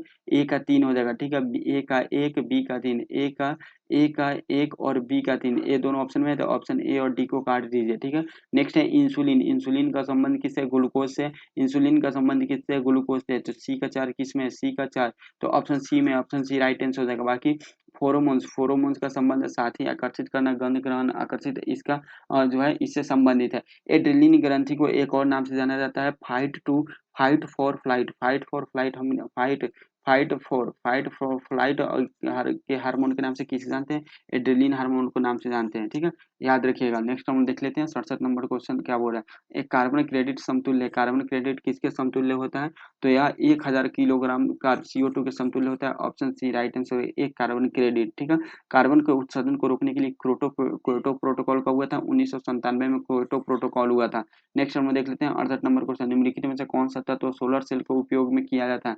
सोलर सेल का उपयोग किसमें किया जाता है, सिलिकॉन का उपयोग किया जाता है सोलर सेल में। ऑप्शन ए राइट आंसर होगा। सोलर सेल क्या होता है, प्रकाशीय ऊर्जा को विद्युत ऊर्जा में परिवर्तित कर देता है। 69 नंबर क्वेश्चन है कि इलेक्ट्रिक बल्ब में फिलामेंट बना होता है। इलेक्ट्रिक बल्ब में फिलामेंट किसका बना होता है, टंगस्टन का बना होता है। ऑप्शन ए राइट आंसर हो जाएगा, टंगस्टन का बना होता है, जिसका कितना होता है जो है मेल्टिंग पॉइंट 3422 डिग्री सेंटीग्रेड होता है। गलनांक जो होता है वह 3422 डिग्री सेंटीग्रेड होता है। ठीक है, जो ये होता है इसमें एक इसका निकेल और कॉपर का मिलकर बना होता है। निकेल और कॉपर का मिलकर बना होता है। नाइक्रोन क्या चीज का मिलकर बना होता है, ये निकेल, निकेल और निकेल प्लस क्रोमियम का मिलकर बना होता है नाइक्रोम। ठीक है, इसमें जो निकेल होता है 80% होता है, क्रोमियम 20% होता है, ये भी फैक्ट आप याद रखिएगा। नेक्स्ट हम लोग देख लेते हैं और जो है फिलामेंट को चमकने के लिए, जो इसमें फिलामेंट टंगस्टन होता है, इसको चमकने के लिए कितना डिग्री सेंटीग्रेड, 2700 डिग्री सेंटीग्रेड चाहिए। यानी जो हम लोग बल्ब जो हम लोग जलाते हैं उसके अंदर पता है 2700 डिग्री सेंटीग्रेड रहता है। ये भी फैक्ट आप याद रखिएगा। नेक्स्ट हम देख लेते हैं 17 नंबर क्वेश्चन। मिनी माता व्याधि का मुख्य कारण क्या है? मिनी माता व्याधि का मुख्य कारण, मिनी माता जो है वह पारा से संबंधित, पारा के प्रदूषण से मिनी माता रोग होता है। तो ऑप्शन सी राइट आंसर हो जाएगा। ठीक है। कैडमियम किसे, कैडमियम के विषाक्तता से इटाई इटाई रोग होता है। कौन सा? इटाई इटाई रोग होता है। नेक्स्ट हम देख लेते हैं 71 नंबर क्वेश्चन। यदि राष्ट्रपति एवं उपराष्ट्रपति अक्षम अथवा उनकी मृत्यु कार्यकाल में हो जाती है तो कार्यकारी राष्ट्रपति कौन होंगे? जो कार्यपालिकारी राष्ट्रपति सर्वोच्च न्यायालय के मुख्य न्यायाधीश होंगे। ऑप्शन बी राइट आंसर हो जाएगा। अब देखिए लास्ट का जो क्वेश्चन है उसको डिस्कशन करेंगे तो वीडियो बहुत लंबा हो जाएगा। तो आप लोग जरूर कमेंट करके बताइए क्या इसको 2 पार्ट में किया जाए, मैथ और माफ कीजिएगा जीके और साइंस को अलग किया जाए या नहीं। 72 नंबर क्वेश्चन। भारत में प्रथम न्यूक्लियर विस्फोट 1974 में कहाँ हुआ था? पोखरण में हुआ था, जिसका नाम स्माइलिंग बुद्धा दिया गया था। ठीक है। 1998 में सेकेंड हुआ था। ठीक है। जिसका नाम दिया गया था ऑपरेशन ऑपरेशन शक्ति। ठीक है। चलिए नेक्स्ट हम लोग देख लेते हैं 73 नंबर क्वेश्चन। अम्ल वर्षा किनके कारण होने वाले पर्यावरण प्रदूषण के कारण होता है? अम्ल वर्षा जो होता है वह किसके कारण? तो नाइट्रस ऑक्साइड और सल्फर ऑक्साइड के कारण, सल्फर डाइऑक्साइड के कारण होता है। ऑप्शन डी राइट आंसर हो जाएगा। ठीक है। चलिए नाइट्रस ऑक्साइड और सल्फर डाइऑक्साइड के कारण होता है। अम्ल वर्षा में सल्फ्यूरिक अम्ल और नाइट्रिक अम्ल पाया जाता है। ठीक है। जिसमें H2SO4 सल्फ्यूरिक अम्ल होता है और HNO3 जो होता है वो नाइट्रिक एसिड होता है। सल्फ्यूरिक अम्ल 70% होता है और नाइट्रिक अम्ल कितना 30% होता है अम्ल वर्षा में। नेक्स्ट हम देख लेते हैं 74 नंबर क्वेश्चन। निम्नलिखित में से किसके जैविक खाद के रूप में प्रयोग किया जाता है? जैविक खाद के रूप में किसको? एंजोला को प्रयोग किया जाता है। ऑप्शन बी राइट आंसर हो जाएगा। 75 नंबर क्वेश्चन है गन पाउडर की किस मिश्रण से बनता है? गन पाउडर जो है यह चारकोल, सल्फर और पोटेशियम नाइट्रेट के मिश्रण से बनता है। ऑप्शन सी राइट आंसर हो जाएगा। याद रखिएगा। चलिए नेक्स्ट हम लोग देख लेते हैं 76 नंबर क्वेश्चन क्या बोल रहा है। 76 नंबर क्वेश्चन बोल रहा है हाल ही में अर्सेनिक औषधि किसके उपचार के लिए मुख्यतः उपयोग किया गया है? तो यह कैंसर के उपयोग के लिए किया गया। Option C right answer, cancer के उपचार के लिए। 77 नंबर क्वेश्चन। लोहा का शुद्ध रूप क्या है? लोहा का शुद्ध रूप क्या है? लोहा का शुद्ध रूप है पिटवा लोहा। ऑप्शन बी राइट आंसर हो जाएगा। पिटवा लोहा लोहा का शुद्ध रूप है। ठीक। चलिए नेक्स्ट देख लेते हैं 78 नंबर क्वेश्चन। साबुन किसका सोडियम साल्ट है? साबुन जो है वो किसका सोडियम साल्ट है? तो एस्टेरिक एसिड का जो है वो सोडियम साल्ट है। ऑप्शन सी राइट आंसर हो जाएगा। साबुन एस्टेरिक एसिड का जो है वह सोडियम साल्ट होता है। ठीक है। और साबुन साबुन जो होता है सोडियम या पोटेशियम का साल्ट का होता है और वसीय अम्ल होता है इसमें। नेक्स्ट हम देख लेते हैं पोटेशियम। देखिए जो पोटेशियम साबुन होता है ये दो तरह का, एक सोडियम से बना हुआ साबुन होता है, सोडियम से बना हुआ साबुन होता है, एक पोटेशियम से बना हुआ साबुन होता है। जो सोडियम से बना हुआ साबुन होता है यह साबुन थोड़ा सा हार्ड होता है, कठोर होता है, इसलिए इसको कपड़ा कपड़ा धोने में यूज करते हैं। जो पोटेशियम से बना हुआ साबुन है ये मुलायम होता है, इसलिए इसको नहाने में यूज करते हैं। बस ये फैक्ट आप याद रखिएगा। साबुन कठोर जल के झाग से बनता है, झाग नहीं बनता है। Next 79 number question. निम्न प्रदूषकों में कौन जैव विघटित है? कौन से जैव विघटित है? तो वाहित मल जो है वो जैव विघटित है। ऑप्शन बी राइट आंसर हो जाएगा। 80 नंबर क्वेश्चन है पीतल एक मिश्र धातु है जिसके अवयव हैं। यानी पीतल मिश्र धातु है, क्या चीज से बना मिलकर बना होता है पीतल? तो कॉपर से मिलकर बना होता है। कॉपर यानी तांबा से मिलकर बना होता है, जिसमें तांबा 70% रहता है और जिंक 30% रहता है। ये भी फैक्ट याद रखिएगा। ठीक है। कॉपर और टीन से मिलकर क्या बनता है? कांसा बनता है। कांसा बनता है और कांसा में कॉपर 90% होता है, टीन कितना होता है? 10% टीन होता है। ठीक है। 10% टीन होता है। अच्छा देखिए गन मेटल क्या होता है? जर्मन सिल्वर एक याद रखिएगा। उसके बाद गन मेटल बताते हैं। जर्मन सिल्वर जो काफी एग्जाम में आता है, जर्मन सिल्वर में सिल्वर नहीं होता है, इसमें कॉपर होता है 60%, जिंक होता है 20% और निकेल होता है 20%। ठीक है। निकेल भी 20% होता है जर्मन सिल्वर में। एक हम लोग क्या बोलते हैं गन मेटल। गन मेटल भी एग्जाम में आता है। गन मेटल में कॉपर होता है 90%, जिंक होता है 2% और टीन होता है 8%। ये भी फैक्ट आप याद रखिएगा। ठीक है। रोज मेटल भी आता है। रोज मेटल ये फूल वाला रोज नहीं है, ये रोज मेटल होता है जिसमें बिस्मथ होता है 50% और पीबी होता है कितना 28%। ठीक है। और जो होता है पीबी मतलब शीशा होता है और टीन होता है कितना 22% टीन होता है। ये भी फैक्ट आप याद रखिएगा। नेक्स्ट हम देख लेते हैं 81 नंबर। इनमें से कौन सी गैस है जो इनर्ट गैस नहीं है? इनर्ट गैस नहीं है, इनमें से कौन सा गैस है? तो जो फ्रियोन है जो इनर्ट गैस नहीं है, फ्रियोन इनर्ट गैस नहीं है। फ्रियोन एक क्लोरोफ्लोरोकार्बन है जिसका फॉर्मूला CFC क्लोरोफ्लोरोकार्बन के नाम से हम लोग जानते हैं। ठीक है। यह क्या करता है? तो हमारे फ्रीज व्रीज से निकलता है फ्रियोन जो हमारे ओजोन परत है उसको प्रभावित करता है। ठीक है। आवर्त सारणी में जो है वह अंत में उत्कृष्ट गैस में जो है वह बात किया गया, तो जो हीलियम है, हीलियम कहाँ सूर्य में पाया जाता है, नियॉन, जेनॉन, ये सब किसमें, तो ये सब क्या है, तो ये सब रेडियो सक्रियता एलिमेंट है, इसको बोला जाता है। ठीक है, ये सब रेडियो यानी एक्टिविटी एलिमेंट है, बाह्य कक्षा में पाए जाते हैं, नियॉन, जेनॉन, ये सब बाह्य कक्षा में पाए जाते हैं। नेक्स्ट हम लोग देख लेते हैं। ठीक है, चलिए 82 नंबर क्वेश्चन देख लेते हैं, क्योंकि बहुत लंबा वीडियो। क्लोरोफिल एवं हीमोग्लोबिन में क्रमशः युक्त है, वह किसमें, तो वह मैग्नीशियम और आयरन युक्त है, ऑप्शन सी राइट आंसर हो जाएगा। ठीक है, चलिए नेक्स्ट। अभी सब में बहुत सारा डिटेल बनता है, बहुत सारा डिटेल बनता है, लेकिन अभी आगे बढ़ रहे हैं लोग, हम लोग आगे से देखते हैं क्या करना है। 83 नंबर, अंतर्राष्ट्रीय इकाई पद्धति के अनुसार रेडियो एक्टिविटी की इकाई क्या है, रेडियो एक्टिविटी की इकाई क्या है, तो कि वेबर है, ऑप्शन सी राइट आंसर हो जाएगा, वेबर है। ठीक है, वेबर है। नेक्स्ट हम लोग देख लेते हैं 84 नंबर क्वेश्चन। गहरा जामुनी यौगिक पदार्थ जो एंटीसेप्टिक एवं डिसइंफेक्टेड की तरफ उपयोग होता है, डिसइंफेक्टेड की तरफ उपयोग होता है, इसका क्या नाम है, तो यह है potassium nitrate, option A right, माफ कीजिएगा, ए नहीं, इसका आंसर हो जाएगा पोटेशियम पर magnet, option C right answer हो जाएगा, पोटेशियम पर मैग्नेट इसका राइट आंसर हो जाएगा। एक मिनट, ऊपर हम लोग क्या देखे, रेडियो रेडियो एक्टिविटी का वेबर नहीं होगा। ठीक है, रेडियो एक्टिविटी का वेबर नहीं, वेक्यूरल होगा, ऑप्शन ए राइट आंसर हो जाएगा, वेक्यूरल होगा। जो वेबर होगा वह चुंबकीय फ्लक्स का होगा, थोड़ा सा मिस्टेक हो गया था, चुंबकीय फ्लक्स का होगा वेबर, याद रखिएगा। रेडियो एक्टिविटी का वेक्यूरल होगा, और इसका होगा पोटेशियम नाइट्रेट का नहीं होगा, इसका क्या होगा, इसका होगा पोटेशियम परमैंगनेट 84 का। नेक्स्ट 85 नंबर, वनस्पति तेल से वनस्पति घी बनाने हेतु किस गैस का उपयोग किया जाता है, इसमें किया जाता है हाइड्रोजन का, ऑप्शन ए राइट आंसर हो जाएगा, हाइड्रोजन का। नेक्स्ट है कोयला पेय में कौन सी औषधि पाई जाती है, कोयला पेय में कैफीन पाया जाता है, ऑप्शन डी राइट आंसर हो जाएगा, कोयला पेय में कोयला में कैफीन पाया जाता है। 87 नंबर है, 87 नंबर क्वेश्चन बोला है, परहित कीड़ा, परहित कीड़ा का संबंध किससे है, या सिल्वर फिश से परहित कीड़ा का संबंध है, ए का दो, ए का दो केवल ऑप्शन बी में, ऑप्शन बी राइट आंसर हो जाएगा। ठीक है, बी का, इसमें देखिए उड़ान रक्षित पक्षी जो है वह सांप से संबंधित है, उड़ान रहित पक्षी कीवी है, उड़ान रहित पक्षी क्या है, कीवी है, उड़ान रहित पक्षी कीवी है। ठीक है, अंग रहित रेंगने वाला भी सांप के अंतर्गत आता है, और अंग रहित पशु जो कौन है, वह मछली है, अंग रहित पशु। नेक्स्ट हम देख लेते हैं 88 नंबर क्वेश्चन। भू स्थिर उपग्रह किस दिशा में घूमता है, भू स्थिर उपग्रह जो है पश्चिम से पूरब की ओर घूमता है, ऑप्शन ए राइट आंसर हो जाएगा। 89 नंबर, ओजोन मंडल को बचाती है, ओजोन मंडल का कौन बचाती है, तो अल्ट्रावायलेट किरणें से बचाती है ओजोन मंडल, ऑप्शन बी राइट आंसर हो जाएगा। नेक्स्ट है 90 नंबर क्वेश्चन, 90 नंबर क्वेश्चन यानी आए जो है आज का लास्ट लास्ट क्वेश्चन हम लोग देख लेते हैं। बोला है great Indian bustard, great Indian bustard जो है यह आरडियोटिस से संबंधित है, और ये दो, इसका आंसर हो जाएगा, एक का दो हो जाएगा। ठीक है, सभी में है। चलिए नेक्स्ट है Indian rock Python, Indian rock Python का संबंध किससे, इंडियन रॉक पाइथन का संबंध है पाइथन मोलुरस से, पाइथन मोलुरस से, बी का एक हो जाएगा। एशियाटिक हाथी का संबंध किससे, एशियाटिक हाथी का संबंध इलिफिस इंडिकस है, इलिफिस इंडिकस है एशियाटिक हाथी, ये सब इसका वैज्ञानिक नाम है। स्लॉथ बियर का वैज्ञानिक नाम क्या है, इसका मेलुरस उर्सिनर है, मेलुरस उर्सिनर है। ठीक है, तो यहाँ पे देखिए ए का क्या हो जाएगा, ए का दो, बी का एक, ए का दो, बी का एक, तो बी का एक केवल बी और सी में है। ठीक है, और सी का क्या हो जाएगा, सी का चार हो जाएगा, सी का चार, ऑप्शन बी राइट आंसर हो जाएगा, ए याद रखिएगा। तो टोटल 90 के 90 क्वेश्चन हम लोग कंप्लीट किए, लेकिन हम लोग 50 से 60 क्वेश्चन तक की डिटेल डिस्कशन देख पाते हैं, उसके बाद से जो क्वेश्चन होता है वो बहुत फास्ट में हम लोग लेके चलते हैं, क्योंकि वीडियो बहुत लंबा हो जाता है। तो आप लोग कमेंट करके ये बताइए कि अगले जो सेट होगा, जैसे अगला जो सेट 6 होगा, तो एक जीके का अलग आएगा और साइंस का अलग सेट आएगा, जिसमें हम लोग 50-50 क्वेश्चन को बहुत डिटेल में डिस्कशन कर पाएंगे। आप ऐसे चाहते हैं तो कमेंट में यस लिखिए, अगर नहीं चाहते तो नो लिखिए। बाकी वीडियो लगे तो अच्छा लगे तो चैनल को सब्सक्राइब करके बेल आइकन को दबा दीजिए। मिलते हैं नेक्स्ट वीडियो में, आज की वीडियो में इतना ही, तब तक के लिए जय हिंद, जय भारत।